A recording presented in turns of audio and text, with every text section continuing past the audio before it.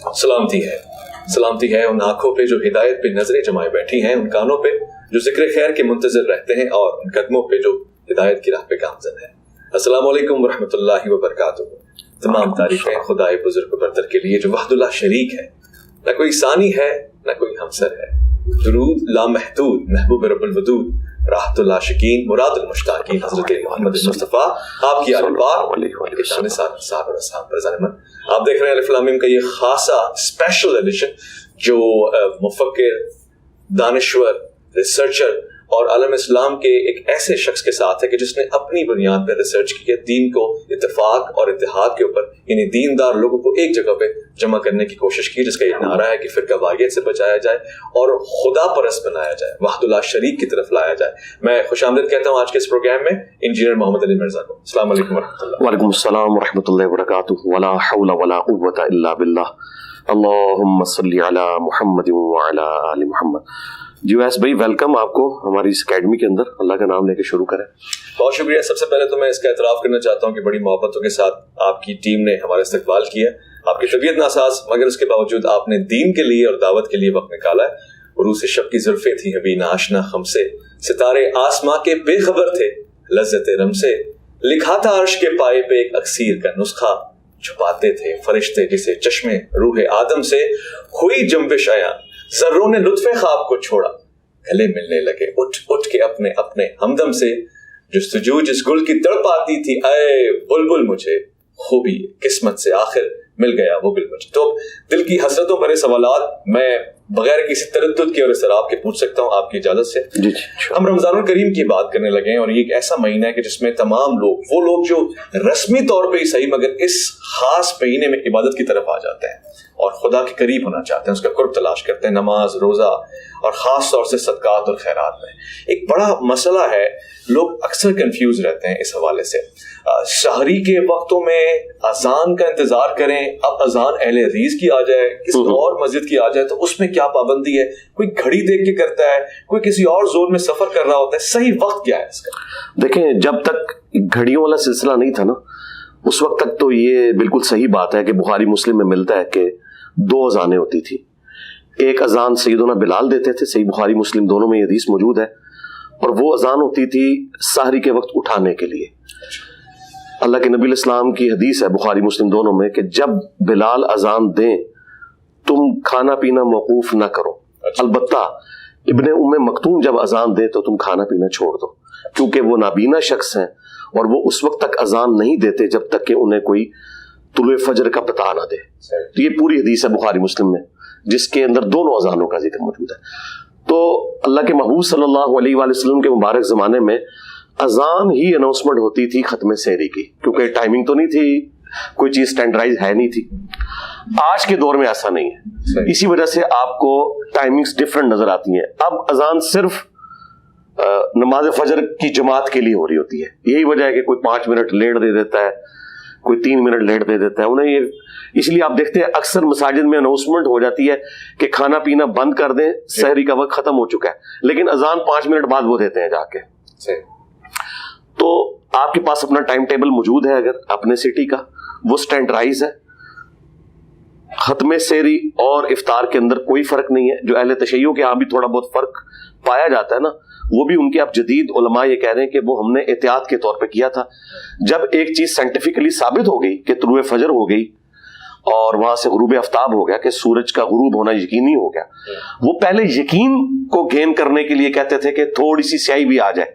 अच्छा। अब हमें साइंटिफिकली ये पता है, टू लाइट के एतबार से भी, लेट लॉन्ग्स के एतबार से पूरी कैलकुलेशन हुई है कि ये जमीन की कर्वेचर है और इसके बाद सूरज वाकईतन गायब हो चुका है, या इस वक्त जो है वो खत्म सहरी हो चुकी है और तुलुए फजर हो चुका है। तो अब तो ये झगड़ा खत्म होना चाहिए। तो आप इस्लाम 360 के अंदर भी है और जो मुस्लिम प्रो है सॉफ्टवेयर उसके अंदर भी, और टाइम टेबल भी मुख्तलिफ मकातबे फिक्र के लोगों ने छापे हुए, तो उनको आप फॉलो करें, अपनी घड़ी को देखें, आप मस्जिदों की अजान को ना देखें। यही वजह है कि लोग, वो 15 मिनट तक अजानें होती रहती हैं और लोग अजानों के दौरान खाते रहते हैं। ऐसा ही। और वो भी उन्होंने गलत मतलब लिया उस हदीस का। वो अबू दाऊद में हदीस है कि कोई शख्स सहरी के लिए उठा और उसने खाना पीना शुरू किया और अचानक अजान शुरू हो गई। सही।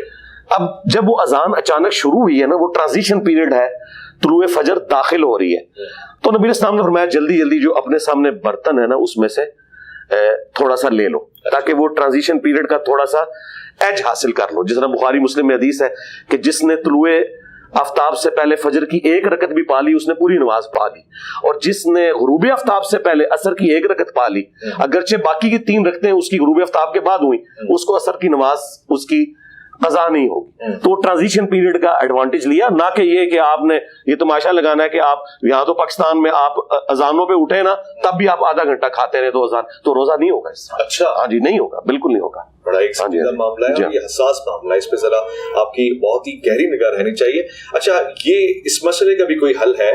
جدید تقاضوں میں یہ ہوتا ہے جی سفر میں بھی افطار تک پہنچے نہیں, ہمارے یہاں تو یہ ہوتا ہے کہ جی بھاگ رہے ہیں, دوڑ رہے ہیں, حادثات ہو رہے ہیں, ایکسیڈنٹس ہو رہے ہیں, کھجور منہ میں رکھنا ہے, تو اگر تھوڑی 5-10 منٹ تاخیر ہو جائے, یہ چلے آدھا گھنٹہ ہو جائے تو روزہ چلا جائے گا ہاتھ سے, یہ باقی رہے؟ نہیں روزے کو کوئی فرق نہیں پڑنا. دیکھیں جلدی کے چکر میں تو ہم نے دیکھا ہے کہ یہاں پہ اہل حدیث حضرات تو بعض اوقات 5 منٹ پہلے ہی اذان دے دیتے ہیں, تو لوگوں کے روزے توڑوا رہے ہیں. اچھا ہاں جی بالکل, ہم نے اپنے جہلم شہر کے اندر آبزرو کیا ہے کہ آج کل بالکل وہ اذانیں ان کی ٹھیک ہے, حنفیوں کے بھی بعد ہو رہی ہیں. جیسے ہی رمضان شروع ہونا ہے نا ایک دن میں کون سا ایسا ٹائم ٹیبل چینج ہو جاتا ہے, بس ایک ان کے دماغ میں ایک چیز چھائی ہوئی ہے تو وہ اذان پہلے دے دیتے ہیں, لوگوں کے روزے توڑوا دیتے ہیں. آپ نے ٹائم ٹیبل کو فالو کرنا ہے. حالانکہ اہل حدیث حضرات کا سب سے بڑا ادارہ دارالاسلام پبلیکیشن ہے, ان کی اپنی ٹائمنگ کے مطابق بھی نا 6-7 منٹ پہلے وہ غروب آفتاب کروا رہے ہوتے ہیں, اور دارالاسلام کی ٹائمنگ بالکل درست ہے. تو وہ اپنی ٹائمنگ کو بھی فالو نہیں کر رہے. وہ 1955 کے اندر کہیں انہوں نے کوئی ٹائم ٹیبل ان کے لوگوں نے اس وقت کوئی کیلکولیٹ جو لمیٹڈ سورسز کے اندر کیے, ہم ان کی نیت پہ شک نہیں کرتے, لیکن اب تو ہمیں پتہ چل چکا ہے کہ پراپر ٹائمنگ کیلکولیٹ کرنے کا طریقہ کیا ہے. تو اس کے بعد تو اب میرا خیال ہے کوئی گنجائش نہیں ہونی چاہیے. تو یہ افراتفری مچانا اور اس کی وجہ سے ایکسیڈنٹ کرنا کوئی ضرورت نہیں ہے. تاخیر ہو جائے تو کوئی مسئلہ نہیں, کوئی مسئلہ نہیں ہے. تاخیر جس کو کنڈیم کیا گیا نا وہ جان بوجھ کے تاخیر کرنا ہے, بیٹھے ہوئے ہیں اور جان بوجھ کے آپ جو ہے نا وہ افطار کو لیٹ کر رہے ہیں خام خواہ, تو ظاہر ہے کہ آپ اللہ کے حکم کو توڑ رہے ہیں نا. سنت تو یہ ہے کہ آپ نے سحری جو ہے وہ لیٹ سے لیٹ کرنی ہے اور افطار جلدی سے جلدی کرنا ہے, لیکن ٹائم سے پہلے نہیں کرنا. اور اس کے پیچھے حکمت یہ ہے کہ اسلام کی ایک مینٹالٹی ہے کہ انسانیت کی جس میں بہتری ہو. بہتری تو یہی ہے نا کہ آپ کے روزے کا سپین کم ہو جائے گا, وہاں سے آپ ساری لیٹ کریں اور افطار ٹائم پہ فوراً کر لیں تو آپ کو وہ تکلیف اور مشقت جو روزے کی ہے وہ کم سے کم وقت کے لیے گزارنی پڑے گی.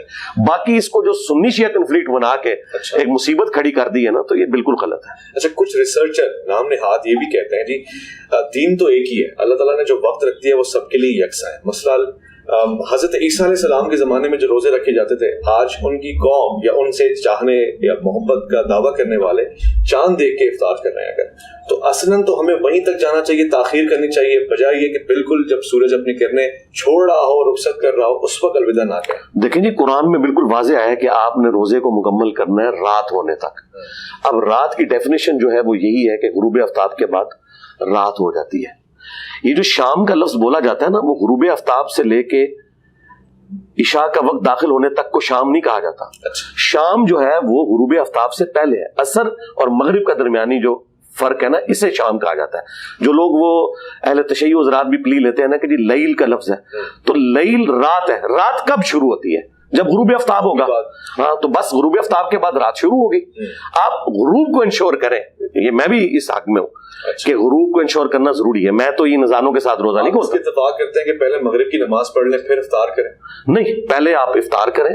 ظاہر ہے اس مشقت میں اپنے آپ کو ڈھونڈ ڈالنا ہے. آپ پہلے افطار کریں پھر تسلی سے آپ نماز پڑھیں. کہتے ہیں کہ خود سنت کا طریقہ کار بھی یہ رہا اور شیخین کا طریقہ کار بھی یہ. وہ جو الموطا ممالک سے یہ روایت پیش کرتے ہیں وہ منقطع ہے.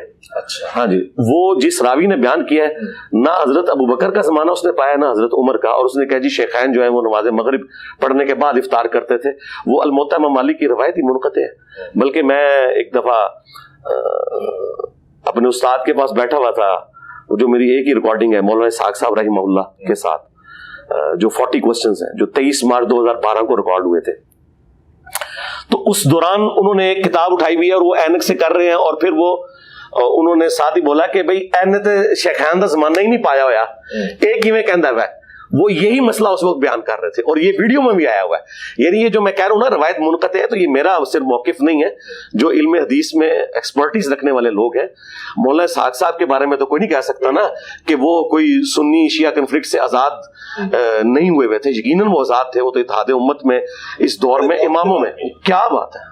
ایک تو وہ آدمی جو سفر کر رہا ہے, اب دیکھیے میں ایک ریسرچر کے تحت کہوں کہ وہ آدمی دیکھتا ہے جی اس کتاب میں اور اس کتاب میں, مثلاً یہ 10 دن کا معاملہ ہے, یہ 15 دن کا معاملہ ہے, اس میں ڈفرینس کیوں ہے کہ کتنے دن قیام کرے گا تو سفر, اور رمضان میں اگر وہ مستقل سفر کر رہا ہے تو اس کی کیا احکامات ہیں, کب وہ روزہ رکھے گا نہیں رکھے گا, اور اس کی قضا کیسے ہوگی. دیکھیں جو مسافر ہیں وہ صحیح بخاری کے اندر تو 19 دن کا ذکر آیا ہے, جو سب سے مضبوط قول ہے وہ تو یہی ہے.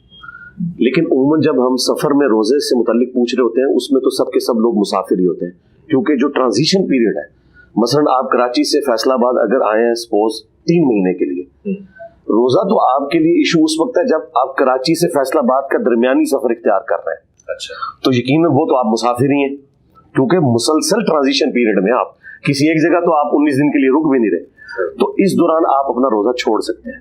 19 دن آپ کہہ رہے ہیں یہی رہے گا جی, 19 دن یعنی آپ 19 دن درمیانے سفر, جی درمیانہ جو سفر ہے وہ تو آپ ہے ہی مسافر ہے نا. میں وہ بات کر رہا ہوں کہ جو 19 دن کے لیے آپ اگر کہیں جائیں نا, 19 دن سے زیادہ کے لیے, تو آپ وہاں پہ مقیم ہیں, ٹھیک ہے نا. تو پھر وہاں پہ جب آپ پہنچ گئے وہاں تو آپ نے روزے رکھنے ہی ہے نا. میں راستے کی بات کر رہا ہوں کہ یہ جو تردد ہوتا ہے نا روزہ چھوڑنے والا, وہ تو راستے میں ہے نا. جب آپ سٹیبل کنڈیشن میں بیٹھے ہیں, بھلے 5 دن کے لیے بھی گئے ہوئے ہیں, مثلا میں یہاں سے 5 دن کے لیے کراچی چلا جاتا ہوں, تو مجھے تردد تو یہاں سے کراچی پہنچنے میں. جب میں کراچی جا کے پہنچ گیا اپنے گھر میں 5 دن کے لیے ہوں, بھلے میں مسافر ہوں, میں چاہوں تو روزہ چھوڑ بھی سکتا ہوں, لیکن بعد میں بھی تو مجھے ہی رکھنے ہیں.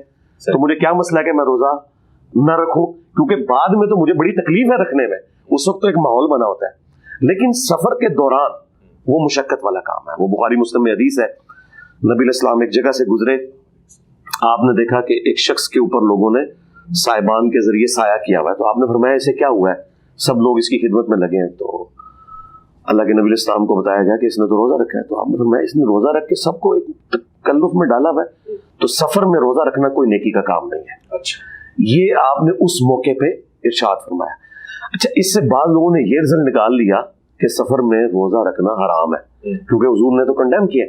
لیکن مسلم شریف میں حدیث موجود ہے, ایک صحابی نے پوچھا رسول اللہ صلی اللہ علیہ وآلہ وسلم, یہ قرآن پاک میں تو اللہ تعالیٰ نے کہا ہے کہ مسافر بھی اور مریض روزہ جو ہے وہ موقوف کر سکتا ہے بعد کے دنوں کے لیے, تو کیا میں سفر میں روزہ پھر نہ رکھوں؟ تو آپ نے فرمایا یہ ایک رخصت ہے, چاہو تو لے لو اور رکھنا چاہتے ہو تو رکھ لو.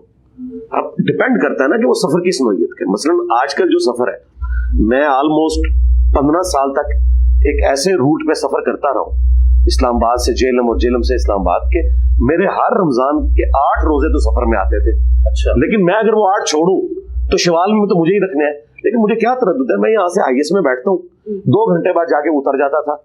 وہ 2 گھنٹے کی تکلیف جو آج کل ایز سچ کوئی تکلیف نہیں جی ٹی روڈ کے اوپر, اور اگر ہے اس والے میں ہے جس سے ہم آئے ہیں, لیکن وہ اگر آپ کو فیل ہو رہی ہے تو ٹھیک ہے, چھوڑ دیں, وہ آپ کا رائٹ ہے, آپشنل ہے. آپ یہ بھی نہیں, آپ ایون اگر ہوائی جہاز کے ذریعے بھی سفر کرتے ہیں تب بھی آپ روزہ چھوڑ سکتے ہیں, وہ شرعی حکم کوئی نہیں بدل سکتا, رکھ بھی سکتے ہیں. اچھا, بخاری مسلم میں ایک حدیث ہے کہ نبی علیہ السلام ایک سفر کے دوران تھے, تو آپ صلی اللہ علیہ وآلہ وسلم کے چند ساتھیوں نے روزہ رکھا ہوا, چند نے چھوڑ دیا. جب افطار کا وقت آیا تو جنہوں نے روزہ رکھا تھا وہ تو سارے لیٹ گئے, ان میں تو ہمت ہی نہ رہی, اور جو بغیر روزے والے تھے انہوں نے خیمے لگائے, ان کے افطار کا بندوبست کیا. اس میں نبی علیہ السلام نے ورڈکٹ دی کہ آج روزہ نہ رکھنے والے روزہ رکھنے والوں پر بازی لیں گے. یہ حدیث بخاری میں بھی ہے اور مسلم کے اندر. اچھا, آپ نے روزہ رکھا, اس وقت تو بڑی ہمت سے رکھ لیا, بعد میں اندازہ ہو کہ یار میں تو یہ چلا ہی نہیں سکتا. تو بخاری مسلم میں حدیث ہے کہ نبی علیہ السلام جب فتح مکہ کے لیے نکلے تو عصر کے وقت میں جا کے آپ نے اعلانیہ صحابہ کو جمع کیا اور یوں پیالہ فضا میں بلند کیا اور روزہ اپنا توڑ دیا عصر کے وقت, حالانکہ پیچھے 2.5-3 گھنٹے ہی رہ گئے تھے. اور آپ نے فرمایا کہ سب لوگ روزہ توڑ دو, کیونکہ آگے جنگ ہونے والی تھی. مطلب یہ روزہ اگر نہ توڑتے انہوں نے کیا لڑنا تھا آگے. کچھ لوگوں نے کہا کہ خیر ہے 2-2.5 گھنٹے ہم نکال ہی لیں گے, تو روزہ ہم نہ ہی توڑے. تو نبی علیہ السلام فرمایا کہ وہ میرے نافرمان ہیں جنہوں نے روزہ نہیں توڑا. फिर सब ने तोड़ दिया रोजा। अच्छा, इस हदीस से ये पता चला कि मुसाफिर ने अगर हिम्मत करके रोजा रख लिया और बाद में उसे अंदाजा हुआ कि मैं निभा नहीं सकूंगा, तो वो तोड़ भी दे, वो तोड़ सकता है, और कफारा भी कोई नहीं, सिर्फ एक रोजे की कज़ा देगा जो उसको। उस पर ये नहीं होगा कि आप 60 रोजे इसने रखने हैं। इस सफर में एक अल्लाह ताला ने एक गुंजाइश रखी है। ठीक है। सुन्न नसाई में एक हदीस है, सईदा आयशा कहती हैं कि एक सफर के दौरान रमजान का महीना था, नबी इस्लाम ने रोजा छोड़ दिया और मैंने रख लिया। नबी इस्लाम ने कसर नमाज पढ़ी और मैंने पूरी नमाज पढ़ी। जब वापसी पे हम घर पहुंचे तो मैंने कहा, या रसूलल्लाह, मैंने तो नमाज भी पूरी पढ़ी, मैं तो खैमे में थी, तो औरत में तो जमात वाजिब नहीं है ना, और मैंने तो रोजा भी रखा है। आपने तो आपने फरमाया, अहसन थी आयशा, तुमने बहुत अच्छा काम किया, यानी अगर तुम चला सकती थी तो, और मुझ पे भी कोई मलामत नहीं है, मैंने भी अल्लाह की रुखसत से फायदा उठाया। ये सुनन नसाई की हदीस इस बात पे सबूत है कि रोजादार अगर सफर में रोजा रख ले तो अच्छा काम है, अगर वो निभा सकता है, और नमाज भी अगर पूरी पढ़ना चाहता है तो पढ़ ले। ये कसर वाजिब नहीं है, ऑप्शनल है। आप कुरान में भी अल्फाज हैं कि कोई हर्ज नहीं अगर तुम सफर में कसर कर लो, अलबत्ता कसर करें तो ज्यादा प्रेफरेबल बेहतर है। अच्छा, यहाँ पर रोजे से और सफर से जुड़े हुए दो मसाइल हैं। मुख्तलिफ मकातब फिक्र किलोमीटर्स को मुख्तलिफ तादाद में बता रहे होते हैं, असल मयार और वो तयन क्या है, कितने किलोमीटर है आज के जमाने में जहाँ सफर होता है? देखें, जो मुस्लिम शरीफ में है ना, वो 3 फरसख का जिक्र है, जो 9 मील बनते हैं, अरेबिक मील। ये मील का लफ्ज अरेबिक से इंग्लिश में गया हुआ है। सही मुस्लिम में मील का लफ्ज मौजूद है, अरेबिक से अंग्रेजी में गया तो ये माइल बन गया, क्योंकि पहले हम दुनिया को रूल करते थे तो हमारे जो टर्म्स हैं वो एक्सपोर्ट होती थी, ठीक है, तो वो नॉटिकल माइल्स बनते हैं, ऑलमोस्ट 1.8 किलोमीटर। जो अरेबिक माइल है ना, वो हमारे ऑलमोस्ट 1.8 यानी 2 किलोमीटर राउंड ऑफ कर ले तो ये तकरीबन 20 किलोमीटर।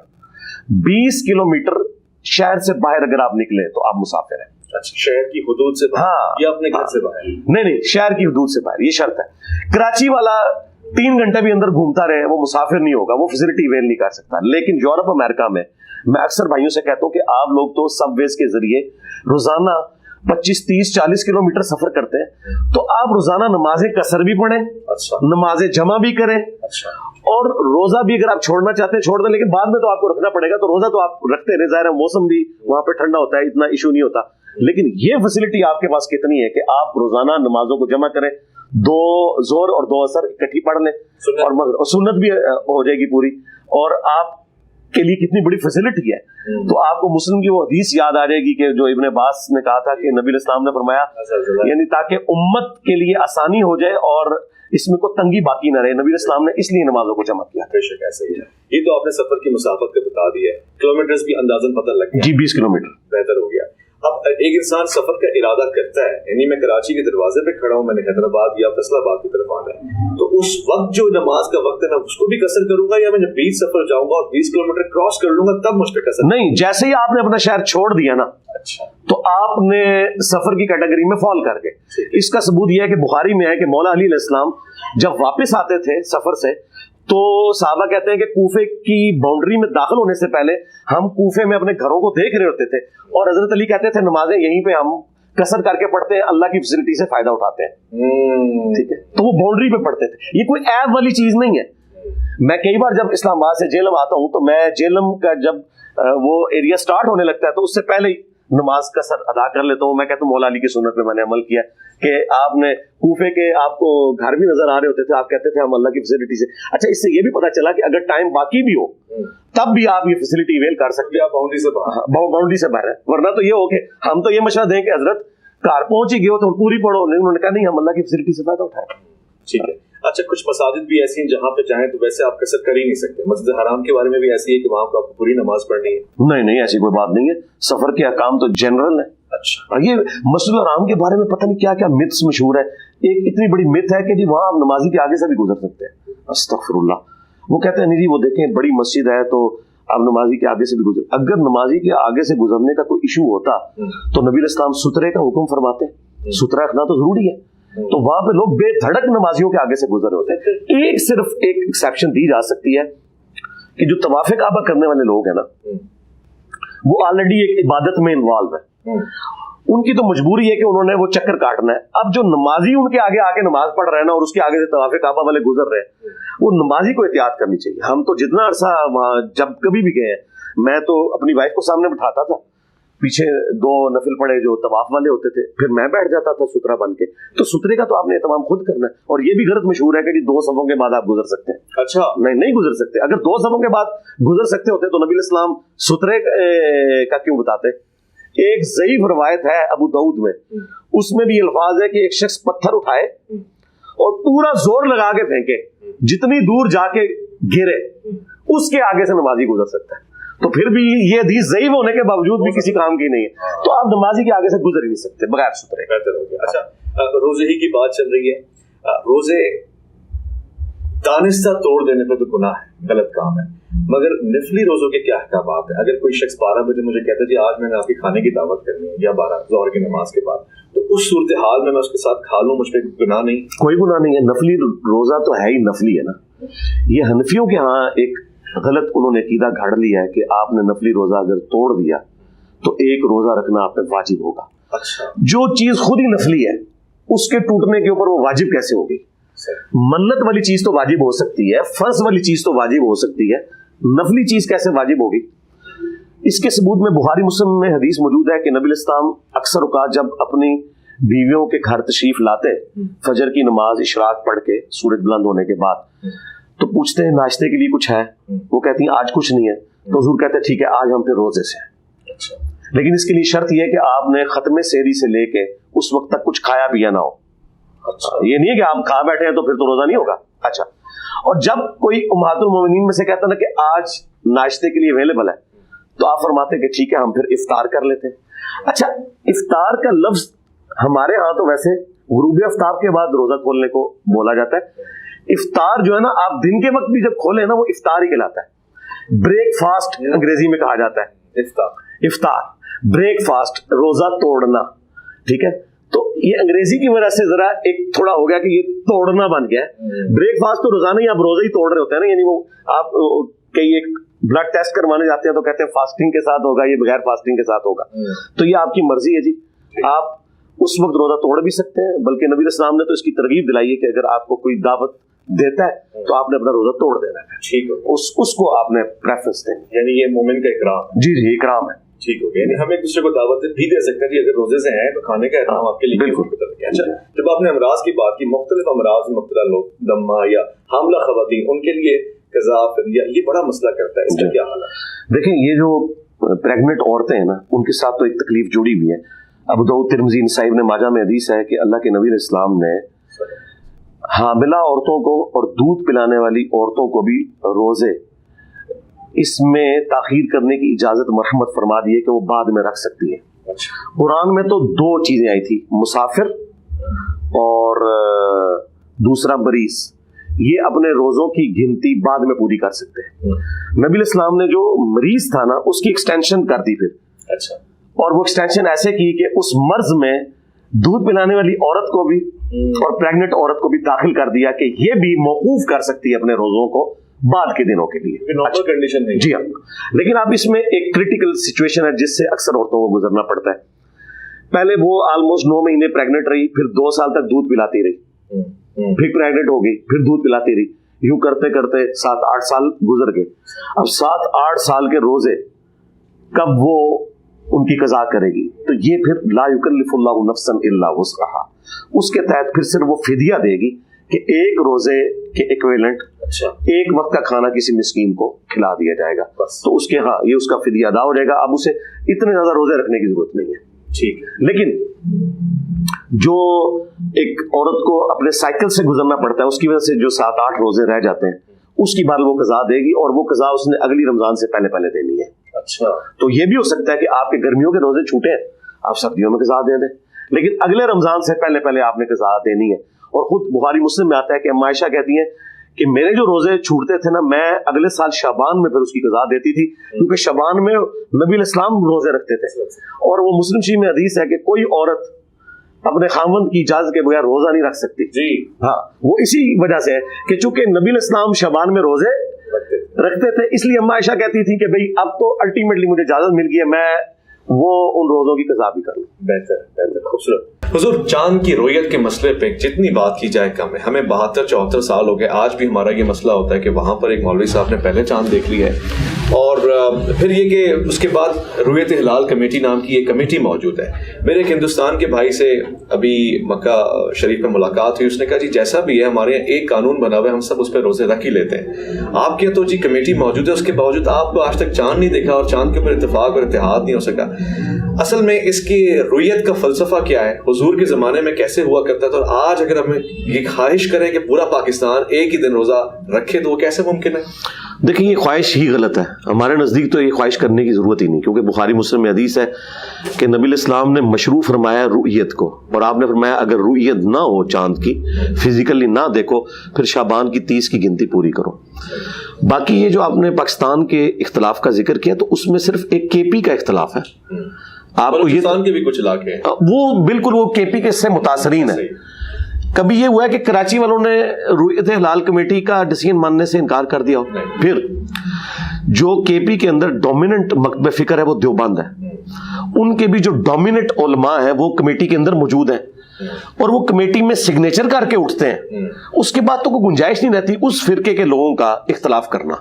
میرا خیال ہے پاکستان کی جو رویت ہلال کمیٹی ہے نا, یہ دنیا میں چند جو رسپانسبل کمیٹی ہیں نا ان میں سے ایک ہے, کیونکہ سارے فرقوں کے لوگ موجود ہیں, اور وہ کوئی انہوں نے عام لوگ نہیں رکھے ہوئے, بڑے علماء رکھے ہوئے, اور وہ ایگری کرتے ہیں, اور اس میں وہ ایڈنگ ڈیوائسز بھی یوز کرتے ہیں. ٹھیک ہے, ایسا نہیں ہے کہ وہ صرف نیکڈ آنکھ سے ہی دیکھ رہے ہوتے ہیں, دوربینیں لگائی ہوئی ہوتی ہیں, محکمہ موسمیات کے لوگ بھی اس کے ممبر ہوتے ہیں, اور رؤیت کو وہ کنفرم کرتے ہیں. باقی یہ جو خواہش کرنا نا کہ جی سعودیہ کے مطابق کر لیں یا پوری دنیا میں ایک ہو, یہ تو مسئلہ ہی بالکل غلط ہے, اور یہ وہ مسئلہ ہے جو پہلے کا سیٹلڈ ہے. مسلم شریف میں حدیث ہے کہ حضرت امیر معاویہ رضی اللہ تعالیٰ عنہ کے دور ملوکیت کے اندر ایک شخص شام سے مدینہ شریف آیا, اور فرق یہ تھا کہ شام میں ایک دن پہلے روزے سٹارٹ ہوئے تھے, اور مدینہ شریف میں ایک دن بعد.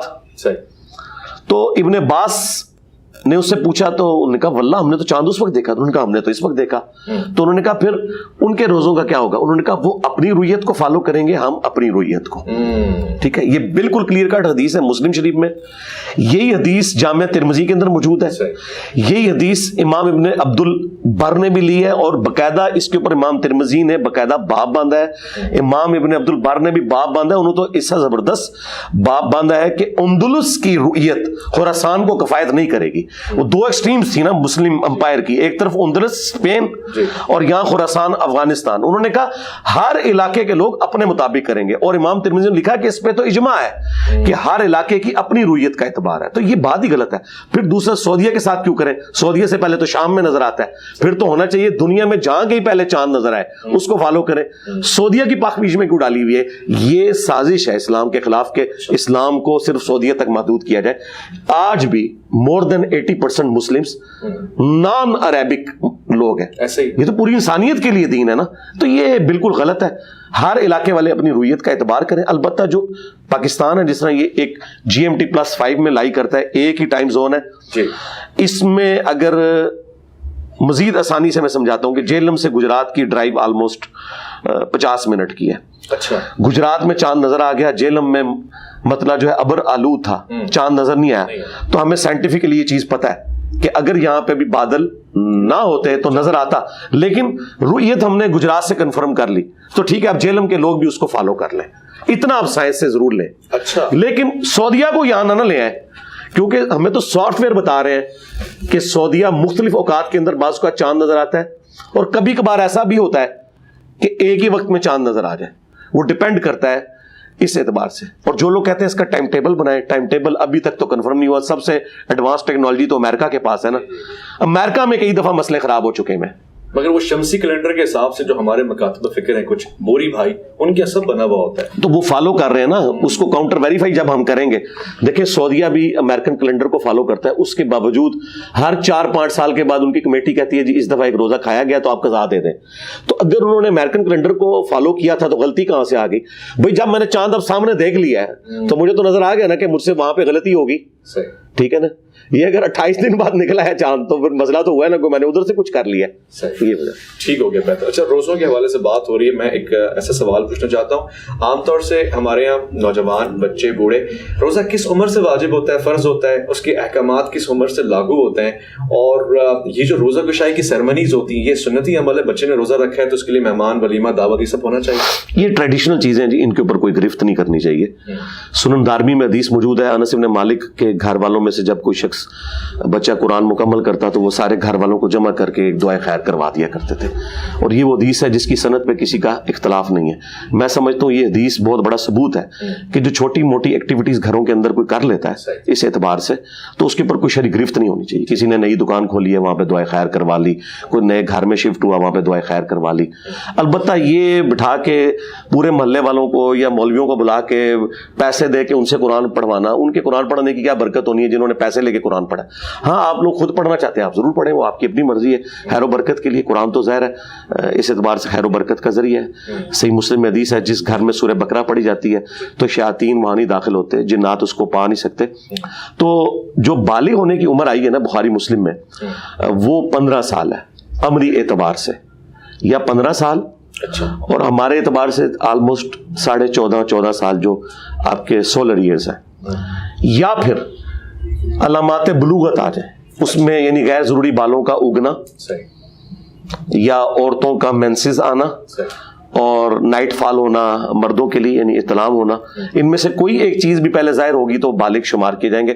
تو عموماً جو بچے ہیں وہ آلموسٹ 13 سے لے کے 15 سال کے درمیان بالغ ہو جاتے ہیں, لیکن بچیاں تھوڑی سی کم عمر میں ہو جاتی ہیں, بعض اوقات تھوڑی لیٹ بھی ہوتی ہیں, تو وہ ڈیپینڈ کرتا ہے اس کے اوپر. تو یہ جو علامات بلوغت ہیں یہ سب کے ہاں کامن ہے. اس کے بعد وہ لیکن روزہ پہلے رکھوانا شروع کریں. ابو داؤد میں حدیث ہے کہ بچہ 7 سال کا ہو جائے تو اسے نماز کا حکم دو, 10 سال کا ہو جائے تو اسے ڈانٹ ڈپٹ بھی کرو, تھوڑی بہت اس کو مار بھی کرو, ٹھیک ہے, اور بچوں کے بسترے بھی 10 سال کی عمر میں الگ کر دو.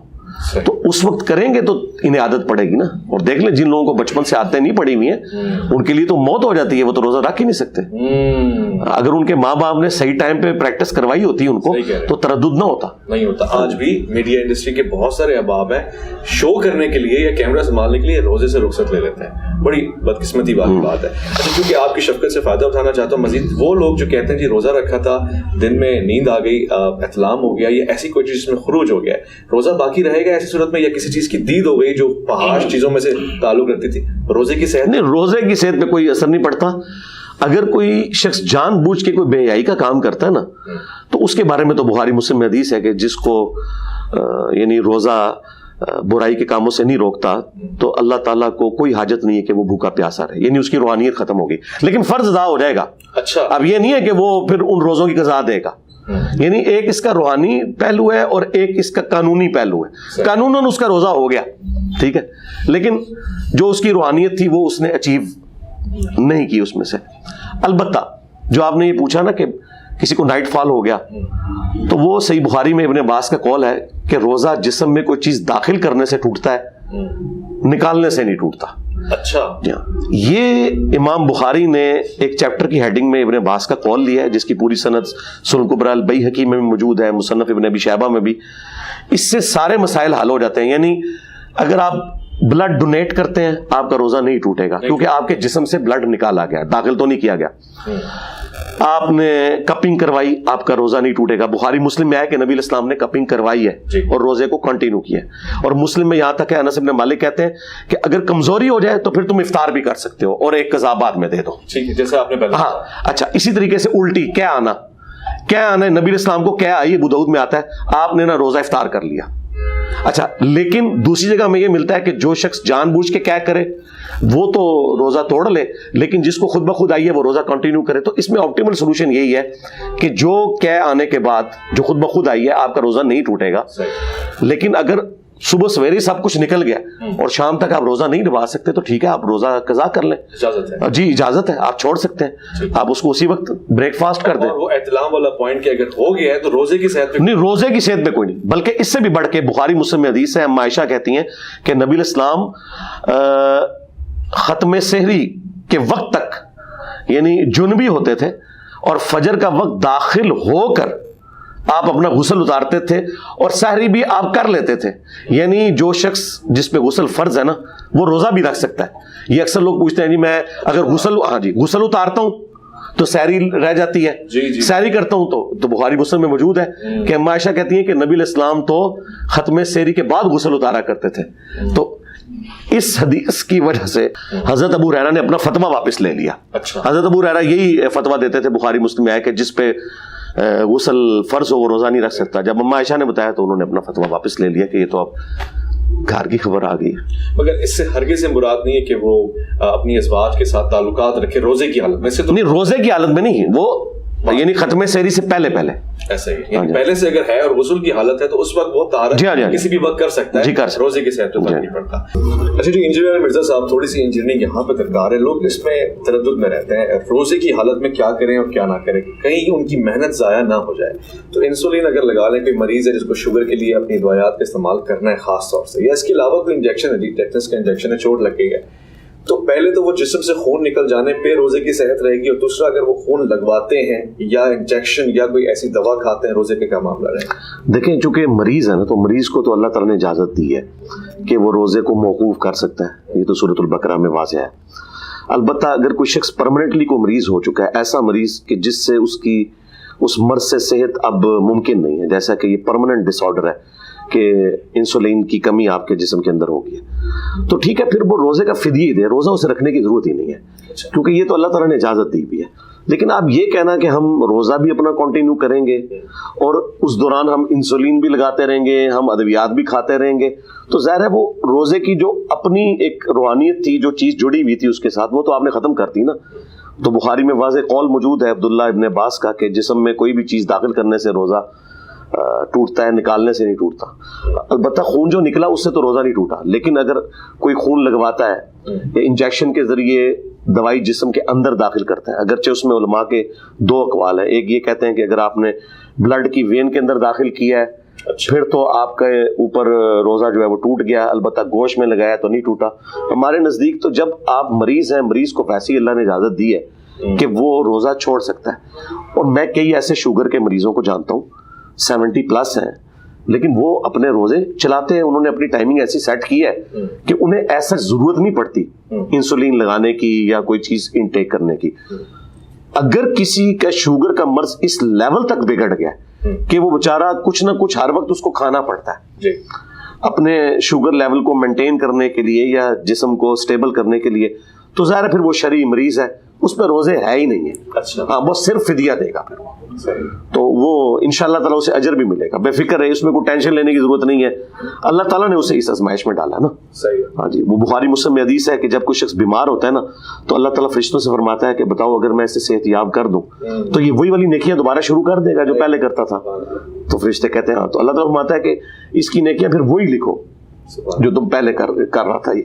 یہ اللہ کی طرف سے انعام ملتا ہے اسے. لطفاً اس پہ ایک سوال بنتا ہے, بہت توجہ طلب ہوگا. بہت ساری چیزیں ایسی ہیں جیسے کہ اللہ رب العزت کا پوچھنا ملائکہ سے یا بندگان خدا سے. ہم کہتے ہیں کہ اللہ علام الغیوب ہے, وہ سب کچھ جانتا ہے, تو پوچھنے سے کیا مراد ہوگا؟ پوچھنے سے مراد یہ ہوتا ہے نا کہ یہ اس بات کا ٹیسٹ ہے نا, وہ تو بخاری مسلم میں حدیث ہے جب نبی علیہ السلام بیان کرتے ہیں نا کہ جو ذکر کی مجلس ہے جس میں قرآن کی درس و تدریس ہو رہی ہے اس کو فرشتے ڈھانپ لیتے ہیں, اور فرشتے جب واپس جاتے ہیں تو اللہ تعالیٰ پوچھتا ہے کہ میرے بندوں کو کس حال میں پایا. اس میں آگے الفاظ ہیں نبی علیہ السلام کے کہ حالانکہ اللہ جانتا ہے لیکن پھر بھی وہ پوچھتا ہے. بیسیکلی فرشتوں کو ہر جگہ اس چیز کا احساس دلایا جاتا ہے کہ اس مخلوق کی تم نے مخالفت کی تھی نا, اگر اس مخلوق کے اندر فرعون, حامان, قارون جیسے لوگ موجود ہیں نا تو دیکھو کامل ایمان مومنین بھی ہیں جو میرے ساتھ اسی کمٹمنٹ کے ساتھ چل رہے ہیں جن کے لیے میں نے سب کچھ کیا تھا. دیکھیں بخاری مسلم میں حدیث ہے کہ دنیا پہ اللہ کے نیک بندے ایسے ہیں کہ جن کی وجہ سے اللہ تعالیٰ اہل دنیا کو رزق دیتا ہے. ٹھیک ہے, کیوں؟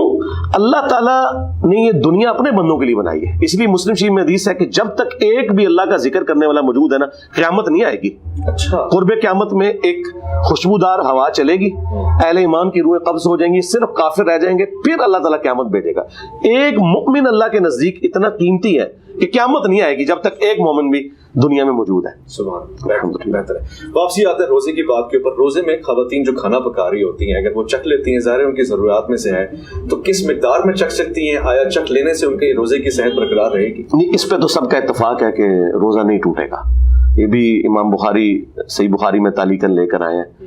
کئی ساری چیزیں وہ لے کے آئے ابن مسعود سے کہ روزہ دار جو ہے وہ سرما لگا سکتا ہے, تیل لگا سکتا ہے, ہنڈیا کا ذائقہ چکھ سکتا ہے, لیکن وہ زبان کی نوک پہ رکھ کے نا, یعنی حلق سے نیچے نہ جائے پھر تھوک دے. تو اس پہ سب کا اتفاق ہے. لیکن میرا خیال ہے آج کے اس سائنٹیفک دور کے اندر جب ہم ریگولرلی کوکنگ کرتے ہیں تو چکھنا ایسا ضروری کوئی نہیں ہے. میتھمیٹیکلی پتا ہوتا ہے کہ یار اتنا کھانا ہے تو اتنا نمک. پھر بھی اگر کسی کو بہت زیادہ وہم ہے نا تو تھوڑا کم ڈال لے. نمک زیادہ ہو گیا تو مصیبت ہوگی, کم سے تو مصیبت نہیں ہوتی ہے. بعد میں پتہ لگتا ہے کہ آپ کھانے بنانے میں بھی انٹرسٹ رکھتے ہیں, بناتے رہتے ہیں. میں کھانے بنانے میں تو اتنا انٹرسٹ شاید مجھے تو نہیں آتا, لیکن کم از کم مجھے یعنی کھانے کی پہچان ہے مجھے, یعنی چوزی ہوں میں اس معاملے میں. اچھا, ہاں جی, بہتر ہے. اچھا, اب کچھ لوگ ظاہر ریسرچر بنتے ہیں یہاں پہ, وہ کہتے ہیں جی سانس جب اندر جا سکتی ہے تو وہ حضرت عبداللہ بن عباس کی جو حدیث ہے اس کا توڑ ہو گیا. پھر چکھنے والے معاملے میں اگر ایکسکیوز مل سکتی ہے پھر تو اس حدیث کی ویلیویشن کوئی نہیں بچی نا, کہ آپ چیزیں لے بھی رہے ہیں پھر بھی روزہ باقی ہے. دیکھیں یہ جو چکھنے والا معاملہ ہے نا وہ تو زبان سے ہے نا, حلق سے نیچے نہیں نا گیا. ٹھیک ہے. دوسرا اس پہ بھی سب کا اتفاق ہے کہ بلغم جو اندر سے باہر آتی ہے وہ اگر دوبارہ اندر کوئی نگل لے تب بھی اس میں کوئی مسئلہ نہیں ہے. اسی طریقے سے کسی شخص نے کلی کی ہے, کسی خاص حد تک ہی پانی باہر نکلتا ہے نا, جو منہ میں ٹھنڈک رہ جاتی ہے وہ تو پھر تھوک کے ساتھ اندر چلی جاتی ہے. یہ وہ چیزیں ہیں جن کو آپ اوائڈ نہیں کر سکتے. کان میں پانی کا چلا جانا. لیکن ابو داؤد میں حدیث ہے, نبی علیہ السلام فرمایا کہ روزہ دار جو ہے نا وہ ناک میں پانی ڈالتے وقت احتیاط کرے کہ اوپر نہ چڑھے. اچھا, ہاں, اگر اوپر گیا تو روزہ ٹوٹ جانا ہے. تو جہاں جہاں احتیاط ہو سکتی تھی وہاں تو بتایا, لیکن جو چیز اوائڈ ہی نہیں آپ کر سکتے اس کے بارے میں تو پھر آپ کے اوپر یعنی گرفت نہیں ہوگی نا. لیکن اب اگر کوئی کہے نا ہوا, آکسیجن تو بیسک نیڈ ہے نا, وہ تو ایک اس کے بغیر ہاں. لیکن اب اس کی بنیاد پہ کوئی کہے جی میں سگریٹ پی لوں, یا ایک بندہ دمے کا مریض ہے وہ کہ میں انہیلر کا یوز کروں اور جس میں دوائی بھی میں انٹیک کر لوں, تو پھر ہم ان کی تسلی کے لیے زیادہ سے زیادہ یہ کہتے ہیں کہ ٹھیک ہے. وہ کہتے ہیں جی کبھی کبھار دورہ پڑتا ہے جب زیادہ, تو پھر ہمیں انہیلر یوز کرنا پڑتا ہے. پھر ہم انہیں پتا کیا کہتے ہیں کہ ٹھیک ہے یار آپ انہیلر یوز کر لیا کرو, ٹھیک ہے, لیکن احتیاطاً ایک روزے کی قضا بعد میں دو, اور اگر وہ دینے میں تردد ہے تو ایک کا فدیہ ضرور دے دو, کیونکہ یہ معاملہ تمہارا ڈاؤٹ فل ہے. اچھا, ہاں, سیدھی سی بات, بہتر ہو گیا. انجینئر صاحب, ایک مسئلہ یہ ہے کہ خوشبو اگر زیادہ سونگھی جائے کہ اس سے روزے کی صحت پہ فرق پڑتا ہے؟ نہیں, کوئی فرق نہیں پڑتا. اچھا, خوشبو اس کیٹیگری میں نہیں, کوئی نہیں. دھواں کو جان بوجھ کے انٹیک نہ کرے. باقی جو نیچرل ہے خوشبو وہ تو آپ کر سکتے ہیں. ایون آپ مسواک بھی استعمال کر سکتے ہیں, آپ ٹوتھ برش بھی یوز کریں. البتہ اس میں صرف یہ ہے کہ ٹوتھ پیسٹ میں چونکہ ایک ذائقہ ہے, اگرچہ روزے میں کوئی فرق تو نہیں پڑے گا, ظاہر ہے وہ حلق سے نیچے تو نہیں جا رہا, ٹھیک ہے, تو آپ صرف ٹوتھ برش ہی یوز کر لیں, اس میں پیسٹ وغیرہ نہ استعمال کریں, یا ختم سحری سے پہلے اس کو کر لیں. لیکن اگر اس دوران بھی کوئی کر لیتا ہے تو اس میں کوئی روزے کے اوپر فرق نہیں پڑتا. ٹھیک ہے. آپ ہمیشہ فرقہ واریت کے خلاف گفتگو کرتے ہیں, یعنی اگر آپ کے ہاتھ میں ہو کہ سب کو ایک ہی پلیٹ فارم پہ ایک ہی وقت میں روزہ افطار کیا جائے تو اس کا وقت کیا ہوگا, نماز کی صورتحال کیسی ہوگی؟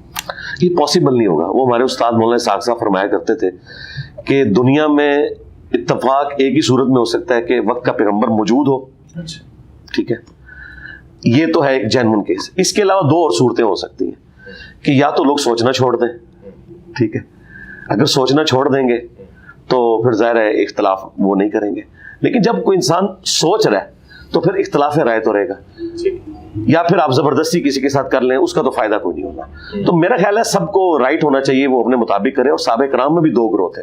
یہ حیران کن بات بتاؤں, بخاری مسلم میں حدیث ہے کہ صحابہ کے دو گروہ تھے. ایک افطار میں لیٹ کرتے تھے, اور ایک جلدی کرتے تھے. جلدی سے مراد یہ نہیں کہ آپ فوراً یعنی جو غروب آفتاب سے پہلے نہیں, ہاں, لیکن وہ ایک تھوڑا انشور کرتے تھے کہ ٹھیک ہے یار, جس طرح حضرت ابو ہریرہ کے بارے میں آیا کہ وہ جب وضو کرتے تھے تو پاؤں آدھی پنڈلی تک دھو لیتے تھے کہ میں اپنے نور میں اضافہ کر لوں, یعنی ایک اپنا شغف تھا.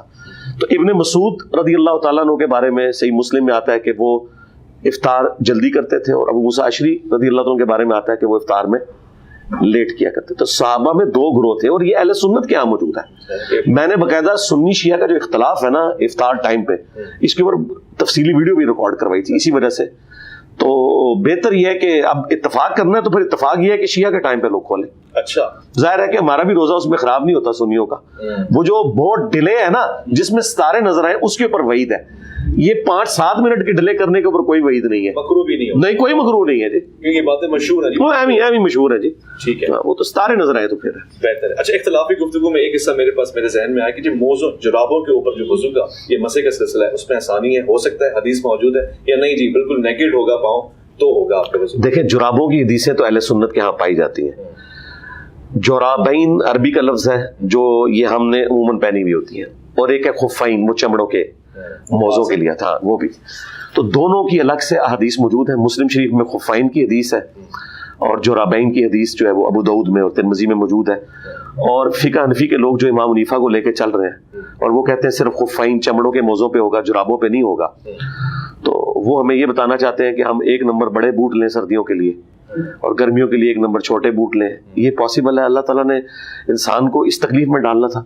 حالانکہ ترمذی میں خود موجود ہے کہ امام حنیفہ کی وفات جس مرض میں ہوئی ہے, مرنے سے 1 ہفتہ پہلے انہوں نے جرابیں پہن کے اس پہ مسح کیا اور کہا میں نے آج تک یہ کام نہیں کیا تھا. لیکن میں یعنی رجوع کرتا ہوں اس معاملے میں کہ یہ جورب کے اوپر بھی مسح درست ہے.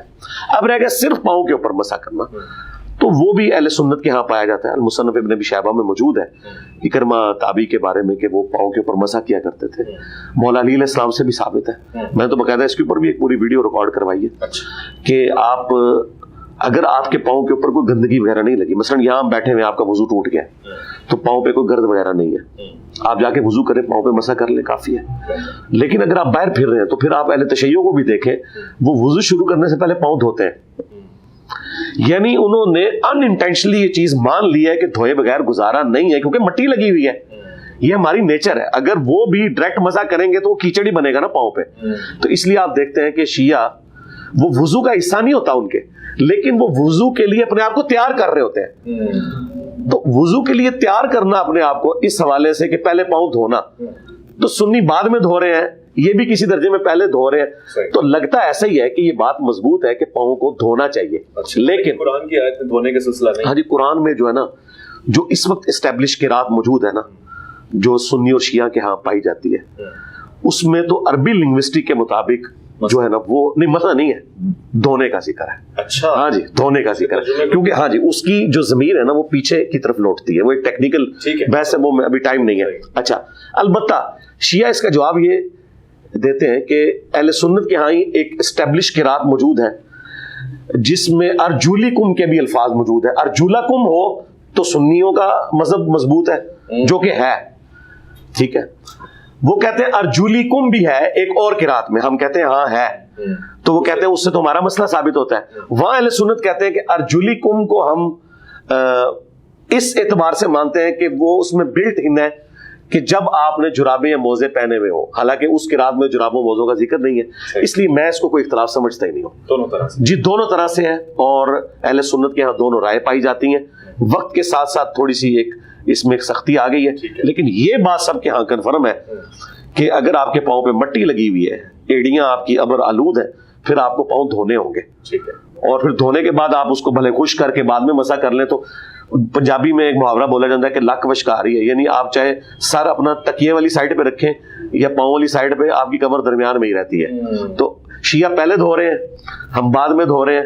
بات یہ ہے کہ دھو رہے دونوں ہیں, کیونکہ یہ ان نیچرل ہے کہ پاؤں, اس لیے بخاری مسلم میں آتا ہے نا کہ نبی اسلام نے کہا ان ایڑیوں کو عذاب دیا جائے گا جو خشک رہ جاتی ہیں, کیونکہ وہ گرد آلود سفر میں تھے. تو اب آپ کے پاؤں کے اوپر گرد لگی ہوئی ہے تو وہ تو شیعہ کے ہاں بھی اس کے اوپر آپ مسح نہیں کر سکتے.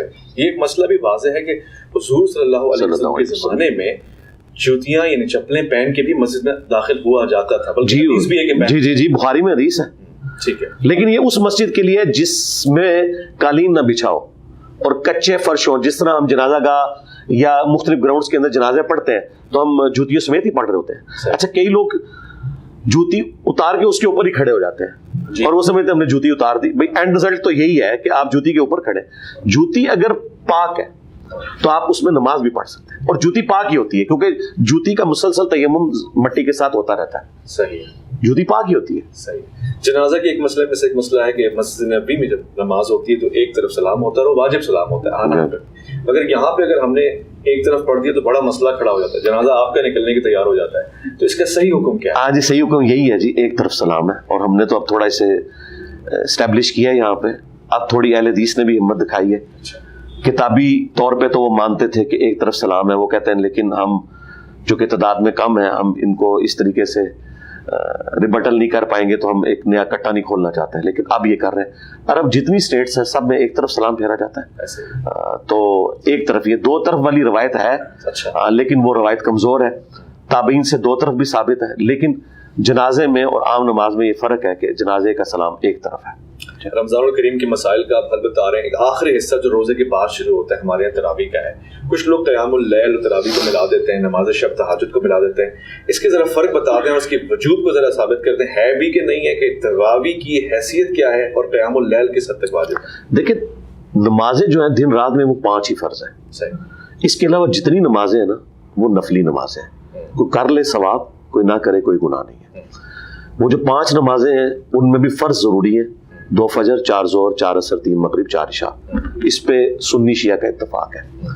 اب جو قیام اللیل یعنی رات کی نماز, ٹھیک ہے, قیام النہار دن کے نوافل اور قیام اللیل رات کے نوافل, آپ انہیں سنت موقدہ کہہ لیں, آپ انہیں تراویح کہہ لیں, آپ انہیں رات کی نماز کہہ لیں, کوئی بھی لفظ رکھے, ہے بہرحال وہ نفلی نماز ہے. اس کا روزے کے ساتھ کوئی تعلق نہیں ہے. جماعت ہو سکتی ہے جی, باجماعت ہو سکتی ہے, باجماعت بھی ہو سکتی ہے, اور جماعت کے بغیر اگر کوئی شخص خود اپنے طور پہ پڑھنا چاہتا ہے وہ زیادہ افضل ہے. دیکھیں, بخاری مسلم دونوں میں حدیث ہے کہ مرد کا فرض کے علاوہ اپنے گھر میں نماز ادا کرنا میری مسجد نبوی میں بھی نماز پڑھنے سے افضل ہے. یہ حدیث بخاری مسلم دونوں میں ہے. اندازہ کریں, نبی علیہ السلام کہہ رہے ہیں کہ کوئی شخص مسجد نبوی میں نماز پڑھے نا, اس سے مرد کی افضل نماز وہ ہے جو اپنے گھر میں پڑھتا ہے. اور بخاری مسلم میں حدیث ہے کہ مرد کی سب سے افضل نماز فرض کے بعد وہ ہے جو اپنے گھر میں پڑھتا ہے. اور ایک اور حدیث ہے مسلم کے اندر کہ اپنی نفلی نمازیں گھر میں پڑھا کرو, گھروں کو قبرستان نہ بناؤ, اس کی وجہ سے گھر میں برکت ہوتی ہے. تو نبی علیہ السلام تو ناراض ہو گئے تھے 3 دن کے بعد جب لوگ آپ کے خیمے کے باہر کھڑے ہوئے. بخاری مسلم میں آپ نے فرمایا گھروں میں پڑھو. خود صحیح بخاری میں ہے, سیدنا عمر نے بھی جب تراویح شروع کروائی ہے تو آپ شروع کروا کے جب واپس جا رہے تو آپ نے کہا اس سے بہتر وہ ہے جو مرد گھر میں پڑھتے ہیں. تو یہ ایک آپشنل چیز ہے, ٹھیک ہے, لیکن عام مرد جسے قرآن کا کچھ حصہ زبانی یاد نہیں ہے, اس سے آپ فیسلٹی تو نہ چھینے نا کہ وہ مسجد میں جا کے سننا چاہتا ہے امام کے پیچھے کہ ٹھیک ہے مجھے تو قرآن نہیں آتا لیکن یہ قرآن پڑھ رہا ہے تو میں تو بیٹھ کے بھی سن سکتے ہیں, بیٹھ کے بھی سنیں, ٹھیک ہے, نفلی نماز, لیکن نماز کے اندر سنیں, وہ تو افضل ہے کہ وہاں نماز کے اندر شامل ہو. اگر وہ کھڑا نہیں ہو سکتا. استعمال کیا کہ حضور ناراض ہو گئے تھے, تو حضور کی ناراضگی کا اگر سبب بن رہا ہے اور پھر ہم نے اس کو واجب فرض جیسی کیفیت دے دی. آج روزے کے بعد پہلا سوال ہوتا ہے تراویح پڑھ رہے ہو کہ نہیں؟ جی, ویسے اس میں حقیقت بات ہے کہ شیعہ ایک ایکسٹریم پہ گئے ہیں اور سنی دوسری ایکسٹریم پہ. یہ بڑی زیادتی کی ہے انہوں نے, اور یہ حقیقت بات ہے کہ نبی علیہ السلام جو ناراض ہوئے تھے وہ اس وجہ سے کہ آپ نے فرمایا کہ مجھے خطرہ ہے تم پہ فرض نہ کر دیجیے. سیدنا عمر نے اپنے دور میں پہلے تو کچھ عرصہ اسے ان اٹینڈڈ چھوڑا. بخاری مسلم میں ہے کہ حضرت ابوبکر نے بھی ان اٹینڈڈ چھوڑا. لوگ ٹولیوں کی شکل میں مسجد میں نمازیں پڑھتے تھے, ایک امام کو آگے کھڑا کیا اور پڑھ لیا, یعنی شو کیا. یہ نہیں تھا کہ ایک کمبائنڈ امام تھا. تو حضرت عمر نے بھی شروع کرا کے خود نہیں پڑھی ادھر. تو یہ آپ نے ایک آپشن دی تھی, انہوں نے پکڑ کے واجب بنا لیا. ان سے پوچھے کہ حضرت عمر نے خود کیوں نہیں پھر وہاں پڑھی. اگر آپ اس کو اسٹیبلش کرنے آئے تھے, آپ نے کہا کہ یہ ٹولیوں کی شکل میں نہ پڑھو, ایک امام کھڑا کرو, یا آپ ادھر پڑھنا چاہتے ہیں تو آپ اپنے گھر میں پڑھ لیں. واجب والا تو کوئی معاملہ نہیں ہے, اور نہ کسی کو کرٹیسائز کریں. یہاں تو واقعی پبلک میں مشہور ہے کہ جو تراویح نہیں پڑھتا اس کا روزہ ہی نہیں ہے. اندازہ کریں, ایک نفلی چیز کو انہوں نے فرض سے بڑا قرار دے دیا. یہ تو بس ایک فرقہ واریت ہے اور کچھ نہیں. اعتکاف بھی رمضان کا ایک خاص حصہ ہوتا ہے. بہت سے لوگ ظاہر اس بات پہ اتفاق کرتے ہیں کہ اعتکاف تو کسی بھی مہینے ہو سکتا ہے, مسجد کا بھی انتخاب ہو جائے گا, مگر رمضان میں اعتکاف کتنے دن کا ہوتا ہے, سنتی اعتکاف کیا ہوتا ہے, اور پھر اس کی کیا شرائط ہیں؟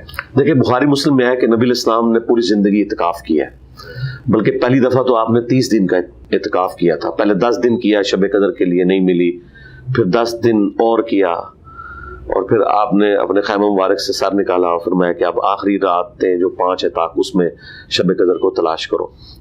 تو اعتکاف تو ہوتا ہے شب قدر کو تلاش کرنے کے لیے. وہ تلاش کرنا یہ نہیں ہے کہ کوئی CCTV کیمرہ لگا لے گا تو کوئی چیز نظر آ جائے گی. صحابہ کو بھی اگلے دن ہی پتہ چلتا تھا کہ یہ تھی. اچھا ہاں بس یہ ہے کہ آپ نے عبادت کرنی ہے.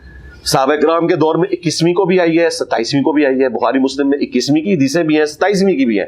تو یہ اللہ تعالیٰ نے سیلیبریشن کے مختلف دن رکھے ہوئے ہیں تاکہ لوگ اس کو زندہ رکھیں. کیونکہ بخاری مسلم میں حدیث ہے جس نے شب قدر کا قیام کیا اللہ تعالیٰ اس کے پچھلے سارے گناہ معاف کر دے گا. جس نے رمضان کے روزے رکھے اللہ تعالیٰ اس کے پچھلے گناہ معاف کر دے گا. جس نے رمضان کی راتوں کا قیام کیا اللہ تعالیٰ اس کے پچھلے گناہ معاف کر دے گا. یہ 3 اعمال کے بارے میں فضائل ہیں. تو ایک عمل تو ہم کر ہی رہے ہیں نا, روزے رکھ رہے ہیں نا. ہم روزے رکھنے سے وہ ساری فضیلت پا رہے ہیں جو ہمیں شب قدر سے مل رہی ہے. پھر مسلم شریف میں حدیث ہے جو رات کو عشاء کی نماز جماعت سے پڑھے اور صبح فجر بھی جماعت سے پڑھے اللہ تعالیٰ پوری رات کے قیام کا ثواب اسے دے دے گا. تو آپ اس طرح بھی حاصل کر سکتے ہیں. تو اعتکاف رمضان کا یہ سنت ہے اور 10 دن کا اعتکاف ہے یہ. اچھا ہاں جی 10 دن کی سنت ہے. 10 دن کی یہ سنت ہے. یہ فرض اور واجب نہیں ہے. اگر کوئی نہیں کرتا تو گناہگار نہیں ہے. عورتوں کے لیے آپشن ہے کہ اگر مسجد میں حالات فیوریبل ہیں تو بہتر یہ کہ عورت بھی مسجد میں اعتکاف کرے. آخر کے زمانے میں جس طرح اب حرمین میں تو انتظام ہے لیکن ہماری مسجدوں میں عورتوں کو ہم کس طرح الاؤ کریں کہ وہ جا کے, وہ تو بخاری میں حدیث ہے, عائشہ کہتی ہیں کہ اگر نبی علیہ السلام بعد کے زمانے کی عورتوں کو دیکھ لیتے ہیں, اپنے زمانے کے بارے میں ہم عائشہ کہہ رہی ہیں, تو انہیں مسجد میں نماز پڑھنے سے بھی منع کر دیتے ہیں. یعنی مزاج رسول سے واقف تھی سیدہ عائشہ سلام اللہ علیہا اور وہ اپنے مبارک زمانے کے لیے کہہ رہی ہیں کہ حضور ان کو جمعہ کے لیے بھی مسجد میں نہ جانے دیتے جو انہوں نے حرکتیں شروع کر دی ہیں. تو آج کے جو حالات و واقعات ہیں نا, شرعی طور پہ تو کوئی گرفت نہیں ہے, لیکن اگر حالات و واقعات ایسے ہیں کہ مسجد میں CCTV کیمرے, ہر بندے کے ہاتھ میں موبائل ہے, ٹھیک ہے, ایک عورت بیچاری کوئی ایک پردہ خاتون ہے وہ وضو کر رہی ہے, دوسرے کو عورت اس کی تصویر ویڈیو پہ چڑھا کے تو نیٹ پہ چڑھا دیتی, پھر آپ کیا کریں گے؟ پھر CCTV کیمرے کیسے خفیہ انہوں نے ہوٹلوں میں لگائے ہوتے ہیں, ٹھیک ہے. ہمیں کیا پتا مسجد میں علماء نے جو ہے وہ اسلامی بہنوں کے دیدار کرنے کے لیے خفیہ کیمرے لگائے ہوئے ہوں, کل کو وہ باہر نکل جائے, پھر آپ کیا کریں گے؟ کیمرے کے فتنے کے بعد عورت کو اب مسجد میں بھی اپنا نقاب نہیں اتارنا چاہیے. اچھا بالکل وہ سیف نہیں ہے کسی پبلک پلیس پہ, کسی ہوٹل میں جا کے نہ ٹھہرے اس اعتبار سے کہ وہاں پہ کوئی ایسا معاملہ ہو کہ کل کو ویڈیو وہاں سے نکل جائے. ہاں بالکل. ویسے خیمہ لگا لیں جی, ناردرن ایریا میں جا کے خیمہ اپنا لے جائیں تاکہ کم از کم آپ سیف تو ہوں گے, ہوٹل میں نہ رکیں. آج کل تو مرد حضرات بھی سیف نہیں ہیں, مدارس میں بچے بھی سیف نہیں ہیں. جی یہ مسائل بھی نہیں آج کل نہیں, یہ تو بہت پہلے سے. ابن کثیر نے اپنے زمانے میں لکھا ہے کہ جتنے حکومتی لوگ ہیں, جتنے جج ہیں, جتنے فقہا ہیں, اللہ ماشاءاللہ کوئی بچا ہوا ہے, سب کے سب اس کام میں مبتلا ہیں. یہ حافظ ابن کثیر لکھ رہا ہے ابن تیمیہ کا شاگرد اس زمانے میں. تو میں نے پہلی دفعہ ان کو نکالا جب میں نے عیدی صاحب کے دفاع میں بات کی تھی نا کہ تمہارے مدارس میں یہ سب کچھ ہو رہا ہے, تو میں نے کہا کہ یہ دیکھو یہ کوئی آج کی بات نہیں ہے, یہ تو ابن کثیر اپنے زمانے میں کہہ رہا ہے کہ یہ ایک سلسلہ چلتا آ رہا ہے اور اس میں کوئی مدارس کا قصور نہیں ہے. بعض لوگ کہتے ہیں یہ پڑھائی بڑی گرم ہے اس لیے یہ لوگ کرتے ہیں, پڑھائی کے ساتھ کوئی لینا دینا نہیں ہے. یہی فیسلٹیز آپ کالجز اور یونیورسٹیز میں دے دینا تو وہاں پہ بھی لوگ یہی کچھ کریں گے. اور ہو رہا ہے. ابھی بھی آپ کے کئی ریاستی اداروں کے جو ہاسٹلز ہیں ان میں یہ کچھ ہوتا ہے, وہ چیزیں باہر بہت کم نکلتی ہیں, وہ وہاں بھی رہا ہوتا ہے. لیکن مدارس تو ہے لاکھوں کی تعداد میں, ٹھیک ہے. مجھے بتائیں کہ عام اسکول یا کالج میں تو بچے تو ڈے اسکالر ہوتے ہیں, صبح جاتے ہیں شام کو گھر واپس آتے ہیں. یہاں بھی آپ بورڈر کر دیں نا بچوں کو, بورڈنگ دے دیں تو آپ کو اسکولوں میں بھی یہ کیسز ہوں.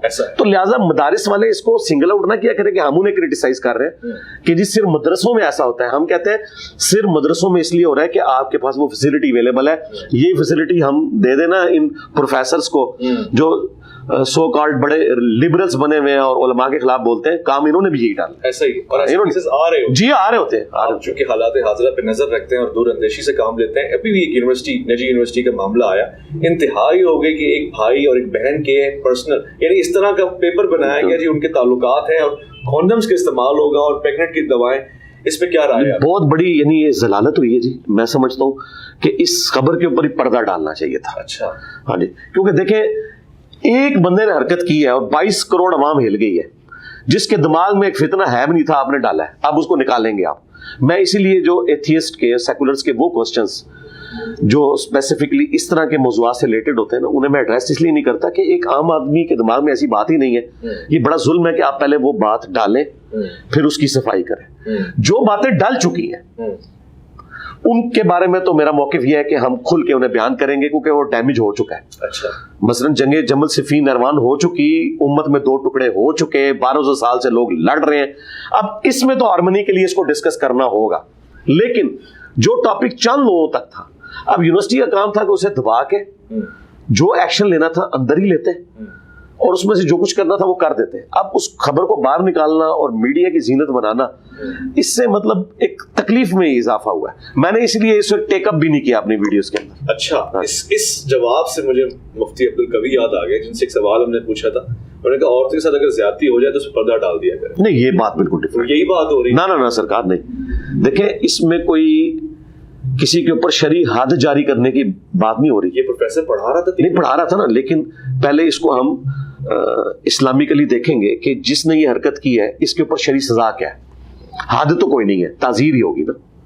حد تو ہے کہ چور کے آپ ہاتھ کاٹ دیں, زانی کو آپ سنسار کریں, شادی شدہ ہے, اور اگر بغیر شادی شدہ ہے تو کوڑے لگائیں. یہ پیپر غلط بنانے کے اوپر شرعی سزا کون سی ہے جو قرآن و سنت سے آپ ثابت کریں گے؟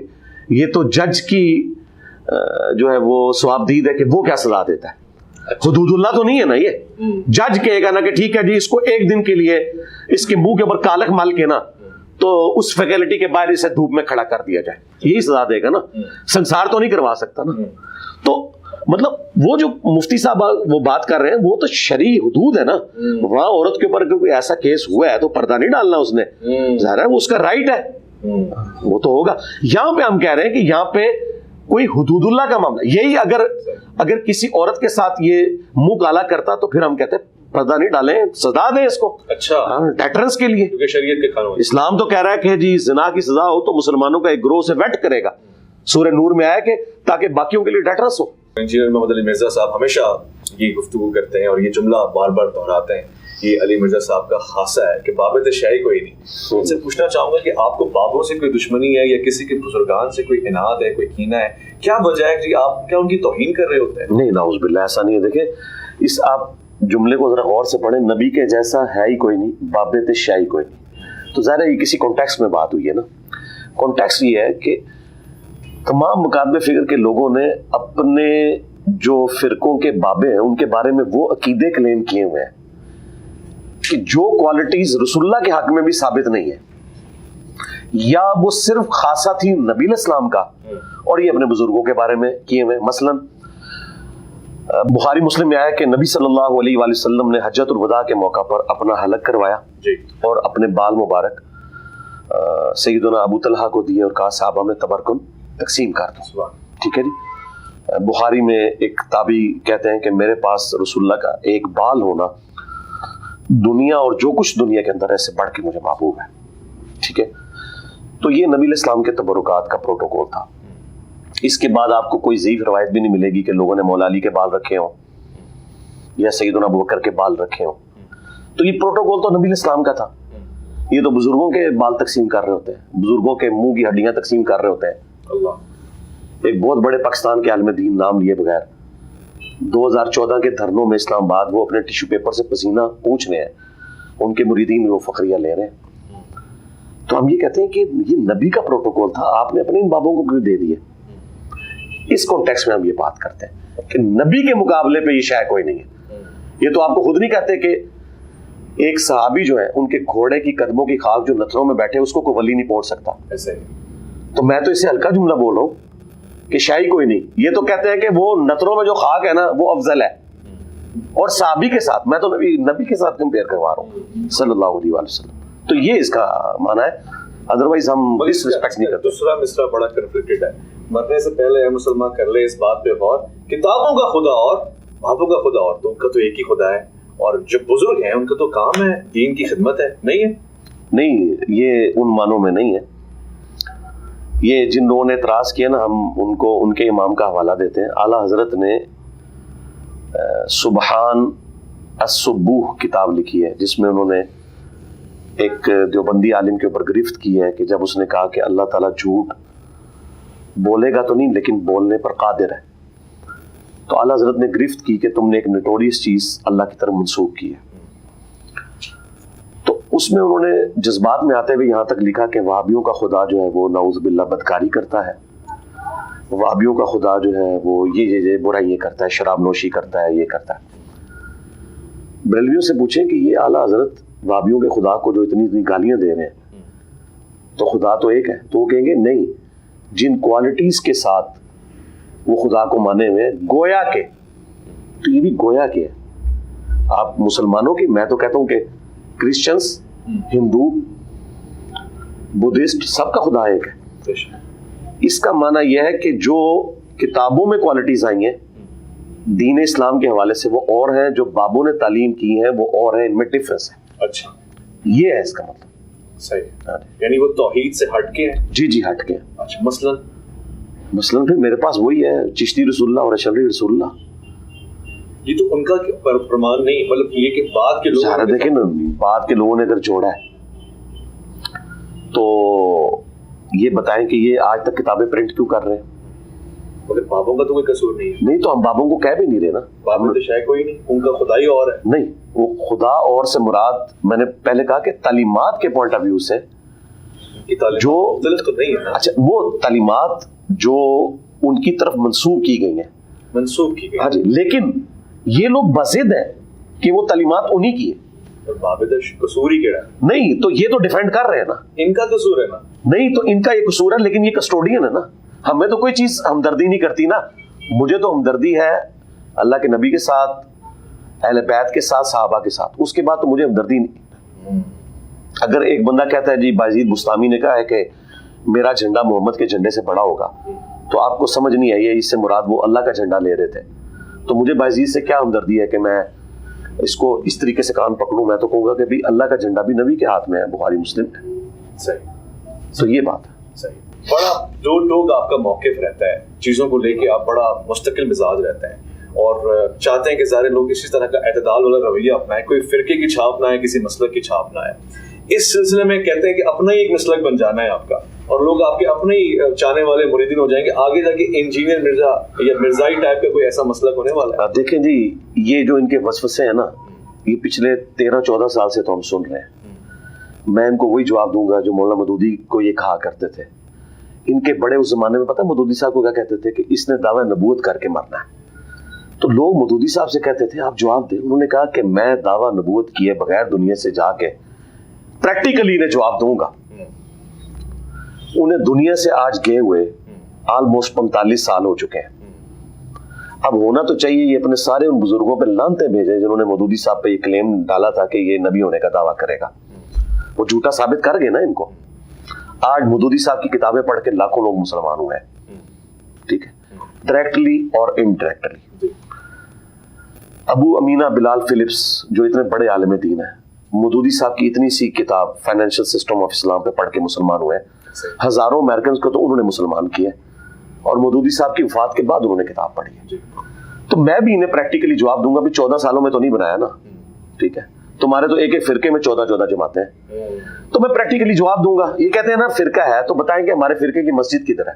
ہم تو کہتے ہیں تمہارے پیچھے نمازیں پڑھتے ہیں, چندے تمہیں دیتے ہیں. دیکھیں, جب آپ کسی چیز کو ڈیفائن کرتے ہیں تو اس کی کوالٹیز بتاتے ہیں نا. میں اب مزید ہوں کہ یہ موبائل ہے, آپ کہیں گے اس میں موبائل والی کون سی کوالٹی ہے؟ یہ تو شیشے کا گلاس ہے, اس میں پانی ہے, اس میں کوئی الیکٹرانک ڈیوائس ہی نہیں جو سگنل ریسیو کرے. میں کہوں نہیں, اس نے ایک نہ ایک دن موبائل بن جانا, دیکھ لینا تم نے. تو بھائی جو فرقہ بنتا ہے نا, اس میں ایک لیڈر ہوتا ہے جو ایک کتاب لکھتا ہے اور اس کتاب میں دعویٰ کرتا ہے کہ ہمارے علاوہ سارے جہنمی ہیں, جبکہ میں یہ کہتا ہوں کہ سارے ہی انشاءاللہ جنت میں جائیں گے اپنے اپنے عذابات کو بھگت کے. اچھا, فرقے کا بانی کہتا ہے ہمارے علاوہ کسی کے پیچھے نماز نہیں ہوتی. میں کہتا ہوں سب کے پیچھے نماز ہوتی ہے, غلطی کا وبال اس بندے پہ ہے. فرقوں کے بانی جو ہیں وہ کہتے ہیں ہم نے مسجدیں الگ کرنی ہے, چندہ بک الگ کرنی ہے. میں نے نہ کوئی چندہ بک بنائی, اللہ کیا کرنی ہے اپنی بھی نہیں بنائی, نہ کوئی مدرسہ بنایا. یہ بھی ہماری جو اکیڈمی ہے اسٹوڈیو ریکارڈنگ کی جگہ ہے, بس اس سے زیادہ کچھ نہیں ہے. میں اس بات پہ گواہ ہوں. آپ نماز بھی نہیں ادھر, نماز بھی نہیں ادھر ہوتی, نماز بھی مسجد میں جا کے پڑھتے ہیں. اچھا, ہفتے میں ایک دن یہ کھلتی ہے. اب آپ کوئی ایک بھی خرابی جو فرقوں کے بانی میں ہوتی ہے, جو کل تک خوبی تھی کیونکہ ان کے فرقے اپنے تھے, اب تو یہ بھی مان رہے ہیں کہ وہ خامی ہے, وہ ایک خامی میرے اندر نکال لینا. کوئی ایک خامی. اس کے باوجود یہ بزد ہے کہ میرا فرقہ ثابت کریں گے, تو بڑی سخت زیادتی والی بات ہے. یہ تو اسی طریقے سے کہ آپ کسی چیل یا عقاب کو جو ہے وہ مچھلی ثابت کرنے کی کوشش کریں. بھئی مچھلی جو ہوتی ہے اس کی کچھ کوالٹیز ہیں کہ وہ پانی میں رہتی ہے, گل پڑوں سے سانس لیتی ہے, پانی سے باہر نکالے تو مر جاتی ہے, لیکن چیل تو رہتی باہر ہے, اس کو پانی میں ڈالے تو مر جائے گی. مجھے آپ فرقے میں ڈالے تو میں مر جاؤں گا, میں تو فرقوں سے باہر نکل کے خوش ہوں, تو میں نے فرقہ کیوں بنانا ہے؟ بہت اچھا. لیکن ایک بڑا مسئلہ ہے, جہاں جی بابوں کا کوئی قصور نہیں تھا, اللہ آپ کو زندگی دے, آپ کا سایہ سلامت رہے, آپ کے پردہ فرمانے کے بعد, جانے کے بعد اگر کسی نے آپ کو بابا بنا لیا, قبر پہ مزار پھول چڑھنے لگا, پھر کیا کریں؟ ہاں جی, آپ سے منسوب کر دیا, پھر کیا قصور ہے؟ ہاں جی, میں آپ کو بتاتا ہوں, یہ نہیں ہوگا انشاءاللہ تعالی. اس کے پیچھے میں ریزن بتاتا ہوں. آج اگر اللہ کے نبی علیہ السلام کی ویڈیو دنیا میں موجود ہوتی تو کیا مسلمان یہ فرقے بنا سکتے تھے؟ نہیں بنا سکتے تھے. تعویلات تو کرتے. نبی علیہ السلام کی نماز کی پریکٹیکل ویڈیو ہوتی, جس طرح میں نے نماز کا پریکٹیکل ریکارڈ کروایا. اگر اللہ کے نبی نے نماز کا پریکٹیکل اپنی زندگی میں ریکارڈ کروا کے ویڈیو امت کو دی ہوتی, آپ کے علماء خانہ کعبہ کی چھت میں بھی کھڑے ہو کے نماز کا کوئی اور طریقہ بتاتے, امت نے ماننا تھا. ان کا نا دفاع ہو جاؤ, وہ نبی کی ویڈیو ہمارے پاس, ٹھیک ہے. تو اللہ کے فضل سے میں نے جو کچھ کہنا تھا وہ اپنی ویڈیو میں کہہ دیا. میرے ساتھ یہ حرکت نہیں ہو سکتی, ان کے بابوں کے ساتھ اس لیے ہوئی کہ میں حسن ظن رکھتا ہوں کہ انہوں نے نہیں کیا تھا, حالانکہ میرے پاس اور خبریں بھی ہیں, ٹھیک ہے, کہ وہ کلپریٹ تھے اس معاملے میں, اکثریت ان میں سے, لیکن میں اس کو اس طرف جانا نہیں چاہتا. عیسیٰ ابن مریم, ان کی طرف ڈیوینٹی کلیم کی 2.25 ارب انسانوں نے, لیکن ہم عیسیٰ ابن مریم کے دفاع پہ اس لیے کہ قرآن کھڑا ہے, سبحان اللہ, ٹھیک ہے نا, ہم دفاع کریں گے. 2.25 ارب انسان بھی کہہ رہے ہیں نا, ہم پھر بھی جیزس کرائسٹ کو شرک کا ذمہ دار نہیں ٹھہراتے, کیونکہ قرآن کھڑا ہے. ان کے بابوں کے دفاع میں کوئی قرآن نہیں کھڑا, کیونکہ یہ تو آئی قرآن کے بعد ہے. قرآن کے زمانے یا اس سے پہلے کے بابوں کا تو کوئی دفاع کیا جا سکتا ہے, وہ تو ہمارے بابے ہیں, ٹھیک ہے. ان کو تو ہم اپنا بابا مانتے ہیں, اپنا امام مانتے ہیں. ہم تو اپنے نبی کے لیے بھی بابا جان کہتے ہیں, النبی اولا بالمؤمنین من انفسہم وازواجہم امہاتہم. تو میرے ساتھ یہ نہیں ہوگا, کیونکہ میری طرف جو بھی, اور اس کا ثبوت یہ ہے کہ ہم نے تو لائیو سٹوری سیشنز ریکارڈ کروائے ہیں, جس میں لوگ لائیو سٹوریز بتا رہے ہیں. 90% زیادہ لوگوں کو میرا نیگیٹو تعارف ہوتا ہے, یہ قادیانی ہے, یہ فلاں ہے. وہ دیکھتے ہیں, وہ کہتے ہیں یار یہ تو جھوٹ بول رہے تھے, وہ تو کچھ اور نکلا ہے, تو لوگ ان کو چھوڑ کے ہمارے ساتھ اٹیچ ہو جاتے ہیں. تو بعد میں بھی انشاءاللہ ایسا ہی ہوگا, کوئی مانے گا ہی نہیں. میں نے ان کو کہا ہے کہ میری قبر پہ کوئی مزار بنا ہی نہیں سکے گا, یہ ذہن میں رکھیے گا, یہ ہو نہیں سکتا. یہ بھی ایک حسن ظن ہو گیا, اور بڑی مجھے خوشی محسوس ہو رہی ہے آج کے اس پروگرام میں. میں نے اس بات کو پوری طور سے کوشش کی کہ ادا کروں کہ بغیر کسی خوف, بغیر کسی ناراضگی کے, ڈر کے میں سوال پوچھوں, اور آپ نے میرا اس میں ساتھ دیا ہے, معاونت فرمائی ہے. یہ طریقہ کار مجھے اتنا متاثر کر رہا ہے. میں ہمیشہ پروگرام کے آخر میں کہتا ہوں کہ فیڈ بیک جو ہے وہ میں اس کا لائیو دینے کا قائل ہوں, تاکہ اس میں کوئی ایرر کی گنجائش بھی نہ رہے. میں مختلف مدارسوں میں جا چکا ہوں, میں مختلف طبقات میں, خانقاہوں میں گیا ہوں, ہمیشہ میں نے وہاں سے کچھ سیکھا ہے. یہاں میں نے آج اعتدال کی مہک پائی ہے. اچھی بات مجھے یہ لگی کہ غور و فکر کی طرف دعوت دی جا رہی ہے, بارہا دعوت دی جا رہی ہے, بغیر کسی ٹیگ کے, مسلک کے, کسی فرقے کی دعوت دی جا رہی ہے, اور اس کے بعد منتشر ہو جانے کا حکم ہے کہ جائیے اپنے اپنے جگہوں پہ کام کیجیے, یہاں پہ کوئی خاص آپ کو سسٹم نہیں بنانا. علی بھائی, میں اس وقت پچھلے ہفتے مدینہ منورہ میں تھا, اور مظفر مدنی صاحب سے میری ملاقات ہوئی, جو معروف لال رومال سے منسلک ہیں. اس حوالے سے ان کو زیادہ شہرت ملی ہے, تو میں نے ان سے دل کی بات کی. انہوں نے بڑا اچھا اہتمام کیا, بڑے اچھے اخلاق کا مظاہرہ کیا. میں نے کہا جی لوگوں کی توہین آپ کر دیتے ہیں بعض اوقات, تو گفتگو کے دوران اس طرح کی ذکر آئے کہ جی انجینئر مرزا صاحب بھی تو بابوں کی توہین کر دیتے ہیں, وہ کسی مقصد کے لیے ہوتی ہے, تو میرا مقصد توہین کرنا نہیں ہوتا.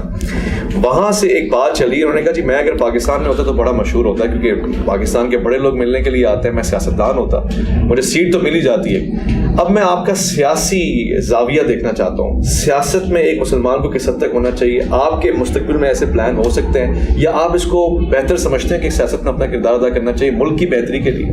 دیکھیں, جو اللہ تعالیٰ نے مجھے منصب دی ہے اور جس طرح کی پاکستان میں پالیٹکس ہے, اس میں تو میں نے بالکل جس طرح اس چیز کے اوپر ڈٹرمنڈ ہوں نا کہ کوئی مسجد نہیں بنانی, کوئی مدرسہ نہیں بنانا, کوئی چندہ بک نہیں بنانی, بالکل اس طریقے سے سیاست میں میرا آنے کا کوئی پلان نہیں ہے. حالانکہ آپ مولانا مودودی کے کسی حصے کو بہت پسند کرتے ہیں. میں یہ کہتا ہوں کہ جو لوگ بھی کام کر رہے ہیں آلریڈی کسی فیلڈ کے اندر, آپ ان کے ہاتھ مضبوط کریں. یعنی اگر آپ نے سیاسی طور پہ کوئی کسی کو ہیلپ آؤٹ کرنا ہے, اور جس تنظیم کو, جماعت کو آپ اچھا سمجھتے ہیں, اسے سپورٹ کریں. جماعت اسلامی کی فکر کے ساتھ آپ ایگری کرتے ہیں, ان کو پالیٹکس میں سپورٹ کریں. اسی طریقے سے اگر آپ خدمت خلق کا کوئی کام کرنا چاہتے ہیں تو ایدی والوں کو, الخدمت فاؤنڈیشن والوں کو शौकत खानम वालों को सपोर्ट करें, अलग से अपनी 1.5 ईंट की मस्जिद ना बनाएं। मेरे पास तो इवन कई लोग आए कि हम इस्लाम 360 की तरह के पैरेलल में एक ऐप बनाना चाहते हैं। मैंने कहा यार एक ऑलरेडी ऐप बन चुकी है, आप उनको हेल्प आउट करें। इतनी ज्यादा बनाएंगे ना तो फिर उससे एक फिरकावारियत वाली स्मेल आती है। हम क्यों नहीं ऐसा करते कि किसी की मेहनत को हम सपोर्ट करें। मैंने अपने लिए भी अनाउंसमेंट की हुई है कि अगर कोई शख्स ऐसा आ जाए जो उसी तरीके से फिरकों से नफरत करके इत्तेहाद उम्मत पे काम करे तो आ जाए मेरी सीट पे बैठे, लेकिन बात दिलेरी से उसी तरीके से करता रहे तो मैं तो अपनी भी सीट देने के लिए तैयार हूँ। और टाइम क़यामत तक कोई बंदा ला के दे, टाइम क़यामत तक बंदा ले आके दो, बेहतर है। अच्छा, मुल्क के पाकिस्तान और हमारे पड़ोसी मुल्क के साथ बड़े मसाइल हैं, हिंदुस्तान में भी आपके बड़े चाहने वाले। मैं हमेशा ये सोचता हूँ कि कश्मीर के मसले पे वहाँ के मुसलमान को कैसा रद्द अमल करना चाहिए। यानी ज़ाहिर एक इशू है, ह्यूमैनिटी का इशू है, इस्लाम का इशू है, वो दब जाते हैं, वहाँ के मसालिक से भी फतवे उनके हक में नहीं आ पाते। देखें 5 फरवरी को भी मेरा मैसेज आया था इस दफ़ा कि मैं तो टोटली अगेंस्ट हूँ किसी आर्म्ड कन्फ्लिक्ट के। आज के इस मॉडर्न दौर में जबकि मुल्क बन चुके हैं, एम्पायर्स नहीं हैं और फौजें बन चुकी हैं और पॉलिटिकल जमातें, इनके होते हुए कोई भी शख्स गन पॉइंट के ऊपर किसी से कोई इलाका छीन नहीं सकता। देखें यहाँ पे जब नई नई जंग शुरू हुई थी, 1 साल पूरा हो गया उस जंग का, रशिया की और यूक्रेन की। उस वक्त तो लोग कह रहे थे 1-2 हफ्तों की गेम है, ठीक है जी, वो सुपर पावर है, ये कर लेगी वो कर लेगी, ठीक है। देख लें इफेक्टिव कौन हुआ है, पब्लिक। इस मॉडर्न दौर में आप गन पॉइंट पे किसी से ना तो मुल्क ले सकते हैं, ना किसी से छीन सकते हैं, ना इन्वेजन करके जरिए कोई चीज हासिल कर सकते हैं। आखिरी हल पॉलिटिकल स्ट्रगल है, तो यही करनी चाहिए। बाकी हमारी जिहादी तंजीमों ने जो कुछ किया उसके जो नुकसान आते हैं वो तो आज हमारी खुद FATF के बाद पॉलिसी भी ऐसी हो चुकी है कि भाई हमने नुकसान ही उठाया। अच्छा। क्योंकि वहां पे हमने काम डाला तो इंडिया ने यहाँ पे काम डाला बलोचिस्तान के अंदर, फिर TTP को सपोर्ट किया। अब TTP वाले पूरे खलास के साथ इंडिया के हाथों यूज हो रहे हैं और वो इस्लाम के नाम पे यूज हो रहे हैं हिंदुओं के हाथों। अंदाजा करें जब इस लेवल पे चीज चली जाए तो हम ये कहते हैं कि पॉलिटिकल स्ट्रगल करें।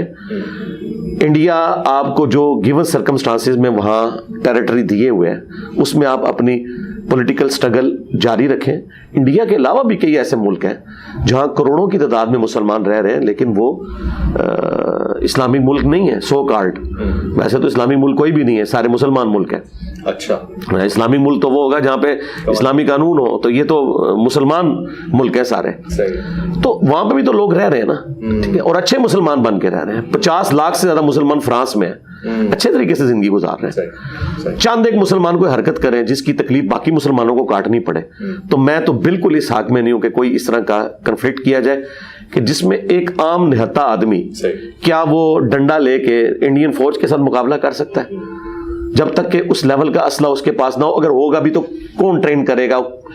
आज के इस मॉडर्न दौर में आप ये काम कर ही नहीं सकते। अच्छा, ये इससे मुराद ये तो नहीं कि आप जहाद के फलसफे के ही खिलाफ हैं, आप जहाद पे गुफ्तगू भी नहीं फरमाते। नहीं, मैं करता हूँ। इसमें वो शख्स जिस अथॉरिटी किसको समझते हैं जहाद के हवाले से? देखें मैं जिहाद पे वो वाली गुफ्तगू नहीं करता जो आपने AC वाले कमरे में पैसे लेके एक वीलॉग बनाना है। मैं तो ग्राउंड रियलिटीज के ऊपर बात करता हूँ। सबसे पहला झूठ इस उम्मत से जो बोला गया ना जिहाद के नाम पे, वो ये है कि जी सहाबा कराम तादाद में कम थे और काफरों पर गालिब आ गए। ये एक पहलू है जो बयान करते हैं, लेकिन ये नहीं बताते कि खालिद इब्न वलीद जब यहां से तलवार लेके गए ना तो सामने से रोमन जनरल भी तलवार लेके आया। अगर वो क्लाशनकोफ ले आता तो यहां से 1000 खालिद इब्न वलीद भी जाएं, क्या करेंगे? लाशें उठानी पड़ेंगी ना। आज ये हो चुका है, उनके पास लेटेस्ट असला है और ये जो एयर स्ट्राइक्स है ना, इन्होंने तो बिल्कुल ही तिया पांचा करके रख दिया मॉडर्न एज में, जंग को वन साइडेड बना दिया। यार 20 साल लगने थे अमेरिका को तालिबान के साथ लड़ते हुए, तालिबान ने तो इन्हें 20 महीने के अंदर भगा देना था। मार खा गए ना जो तालिबान वो एयर स्ट्राइक्स की वजह से, इसलिए इतनी लंबी जंग हुई है। आज भी अमेरिका खुद गया है, अभी भी वो रखना चाहता, इतना खर्चा उठा लेता तो चलाता रहता। तो एयर स्ट्राइक्स में हम मार खाते हैं, जदीद असला हमारे पास नहीं है जो होना चाहिए। जी होना चाहिए, तो आप ये करें। और सबसे बढ़कर जिसकी तरफ तवज्जो ही नहीं है, और आज IMF کہ قرضوں کی وجہ سے ہمیں خیال ہے وہ ہماری اکانومی ہے. جو ملک ایک مہینے کے لیے اپنی فوجوں کا بارڈر پہ خرچہ نہ اٹھا سکے, وہ لوگوں کو یہ شعر سنائے کہ آج بھی ہو ابراہیم سا ایمان پیدا تو آگ کر سکتی ہے انداز گلستان پیدا.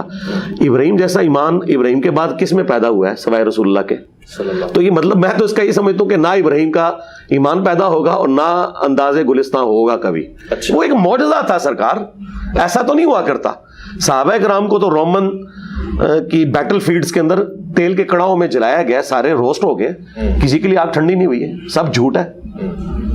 صحیح ہے, بہتر ہے. اچھا, اس میں جسے ہم عام الفاظ میں اولو الامر کہتے ہیں, اتھارٹی کس کے پاس ہے جو جہاد کا فتویٰ دے اور سب اس پہ گامزن ہو جائیں؟ اتھارٹی تو حکمران وقت کے پاس ہے. اچھا, ہاں جی, یعنی اس کا عالم ہونا شرط نہیں ہے اس حوالے سے؟ نہیں, ظاہر ہے کہ وہ جو خلیفۃ المسلمین ہوگا یا حکمران ہوگا تو اس نے تو اپنا پینل بنایا ہوا ہے نا.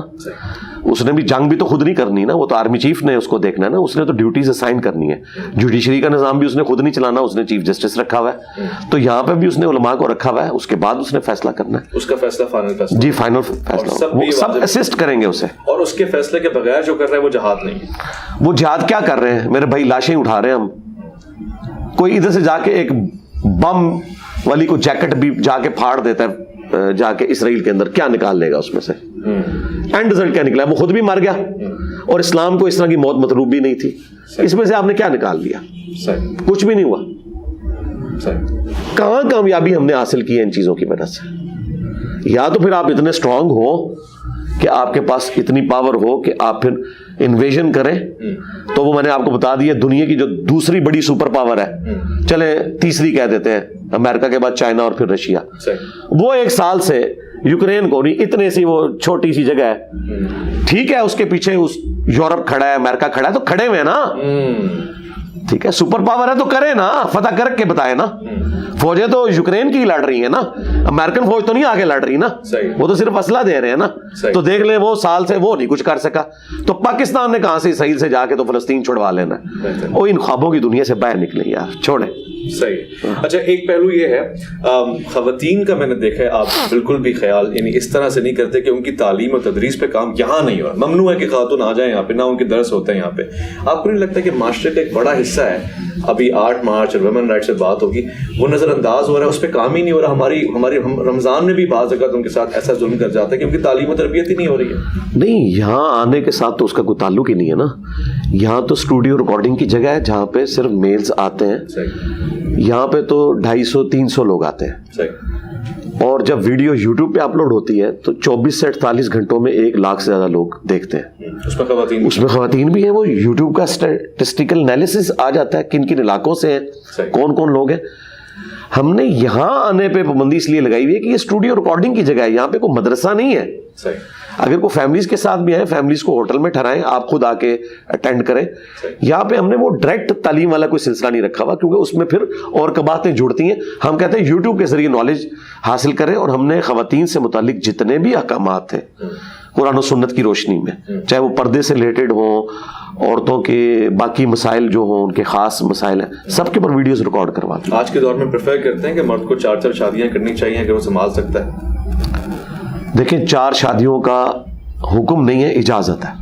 تو جس کام کی اجازت ہے اس کو میں کیسے منع کر سکتا ہوں؟ لیکن اجازت کو حکم بنا کے پیش کیا جائے کہ لوگوں سے زبردستی 4 شادیاں کروائی جائیں, ایک کا خرچہ وہ اٹھا نہیں سکتے, اور اس میں وہ ایک جھوٹی روایت کہ جی وہ ایک غریب شخص آیا, حضور نے کہا شادی کر, پھر اس نے دوسری کی, پھر تیسری کی, چوتھی کی, امیر ہو گیا. یہ جھوٹی روایت ہے, گھڑی ہوئی, پتہ نہیں کس دل جلے نے گھڑی تھی, محدثین نے اٹھا کے اسے پرے پھینکا. یہ ضعیف بھی نہیں روایت, من گھڑت روایت ہے. تو اس زمانے میں کوئی اس طرح کے لوگ ہوں گے نا کہ جو گھڑ دیتے ہوں گے اس طرح کی باتیں شادی کروانے کے. جی, اسلام میں تو یہ ہے کہ آپ نے اگر انصاف نہیں کر سکتے, سورہ نساء میں ہے, ایک پر اکتفا کرو اگر تمہیں خطرہ ہو کہ انصاف نہیں کر سکو گے. اور پھر پریکٹیکلی نبی علیہ السلام نے بھی تو صرف ایک ہی شادی کی ہے. حضرت خدیجہ کے ساتھ 24 سال آپ کی شادی رہی ہے, کیا آپ نے دوسری شادی کی ہے؟ بڑھاپے میں جا کے آپ نے کیوں باقیہ کی شادیاں کرنی تھی؟ وہ ایک دینی حکمت عملی کے تحت وہ سارا معاملہ ہوا. ادروائز نبی علیہ السلام نے بھی اپنی زندگی کا گولڈن جو پیریڈ ہے 24 سال وہ ایک عورت کے ساتھ گزارا ہے. اور میں اس لیے کہتا ہوں کہ اگر آپ نے دین کا کام کرنا ہے نا تو آپ ایک عورت بھی بڑی مشکل سے اس معاملات کو لے کے چل سکتے ہیں. البتہ اگر آپ نے دین سے کھانا ہے پھر آپ کو 4 شادیاں کرنی چاہیے, اور چاروں کو الگ الگ مدرسہ ایک عورتوں کا, اور چاروں کو الگ الگ چندہ بک بنا کے دینی چاہیے, پھر خوب کھائیں, لیکن دنیا میں کھائیں گے, آخرت میں پھر کوئی حصہ نہیں. بدقسمتی سے آپ کی یہ بات اس حد تک صحیح ہے کہ جو بنات کے مدرسے ہمارے یہاں ہوتے ہیں اسی میں سے ہماری ازواج میں اضافہ ہو رہا ہوتا ہے. بڑے جی پہلے شاگردیاں ہوتی ہیں, پھر آپ کی چاچیاں بن جاتی ہیں.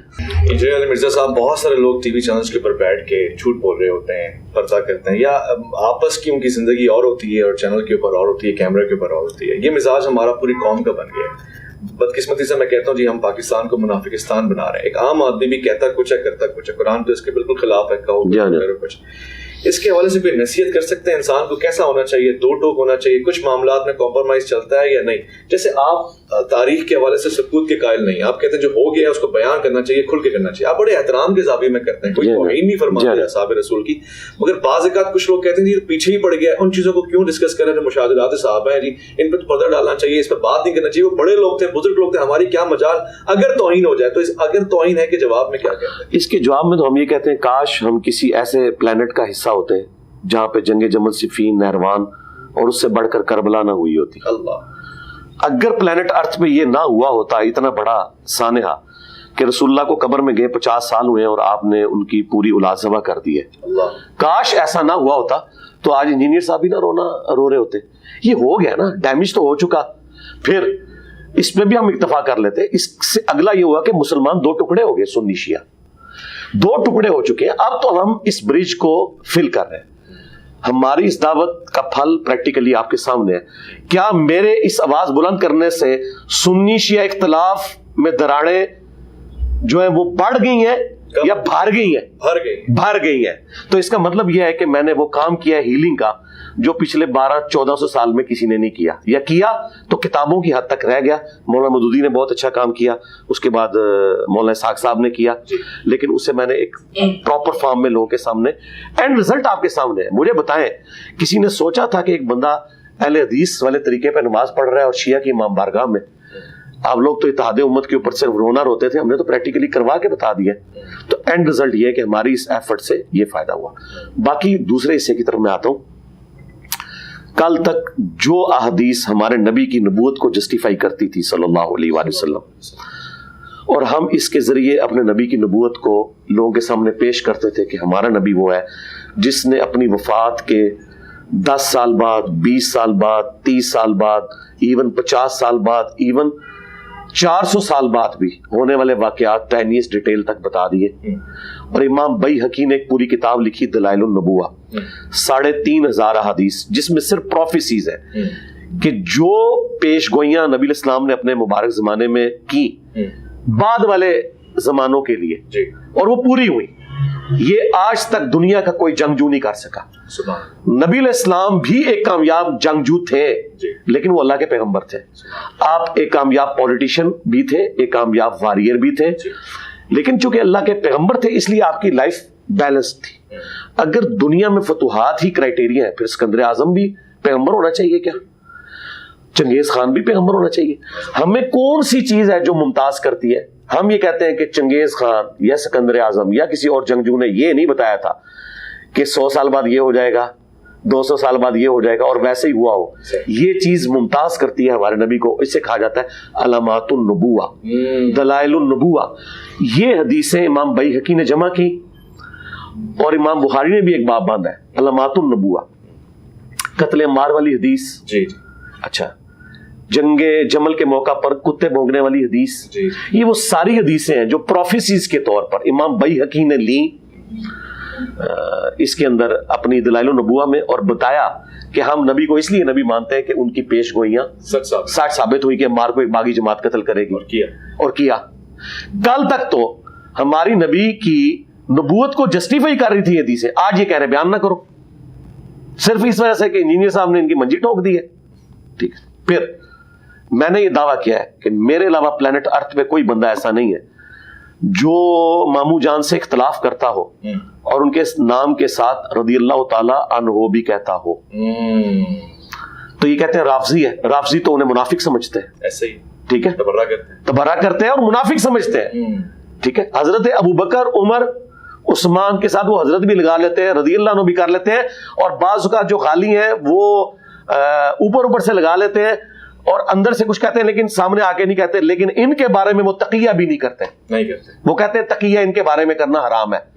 تو یہ کہتے ہیں کہ جی یہ تقیہ کرتا ہے, تو ہم کہتے ہیں کیا جس طرح کہتے ہیں اس نے فرقہ بنا لیا, ہم کہتے ہیں بھائی فرقے کی کوئی نشانیاں ہوتی ہیں نا, بتاؤ. میں ہی اکیلا بندہ ہوں گے جس کی چندہ بک بھی نہ ہو, مسجد بھی نہ ہو, مدرسہ بھی نہ ہو, اور سالوں کے پیچھے نماز پڑھتا ہو اور فرقہ بنا لیا.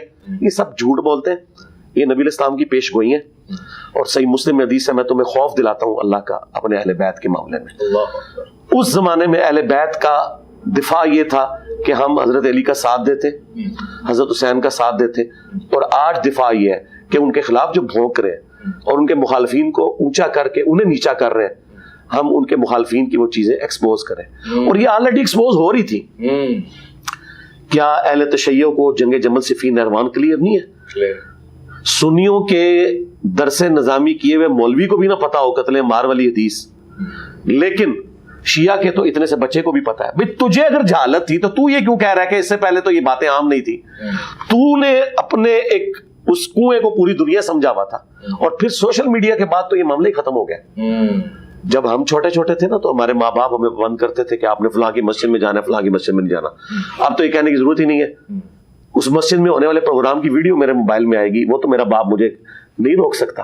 تو اس زمانے کی ریکوائرمنٹ تھی کوئی ایسا بندہ آتا جو ہارمنی کریٹ کرتا, اور جو ڈیمیج ہونا تھا وہ تو ہو چکا, اس کی ریکوری کرتا. ہم نے کر کے بتا دی. اللہ کا آج بھی عرس ہونا شروع ہو گئے. وہ کہتے ہیں اس کے ریئیکشن میں ہو رہا ہے کیونکہ انہوں نے اتنا وہ کر دیا ایکسپوز, ہم ان کی شان میں عرس منائیں گے. نہیں, وہ پھر ان کو چاہیے ویڈیو میں آ کے کہیں کہ میری وجہ سے عرس منایا انہوں نے. تو اس کا مطلب ہے کہ میرا جو قد کاٹ جو ہے وہ اتنا بڑا ہے کہ ایک وہ فرقہ جس کے کروڑوں فالوورز ہیں وہ میری وجہ سے عرس منا رہے ہیں. ٹھیک ہے جی, میں بھی یعنی آپ کی ویڈیو کی وساطت سے میسج دے دیتا ہوں. یہ اپنے اس عرس منانے والی بات پہ, اور جو انہوں نے کہا کہ ماموں کے نام پہ اتنی مسجدیں بنائیں گے, اس سے رجوع کریں اور ان تمام مساجد کے نام اہل البیت کے ناموں کے اوپر رکھیں. میں اپنی ساری ویڈیوز جنگ جمل نہروان والی ڈیلیٹ کر دوں. یہ چالا ٹائم قیامت تک ہے. بہت شکریہ آپ کا, بہت بہت شکریہ آپ کا, اور ایک اچھے پروگرام کے ساتھ آپ سب کو الوداع.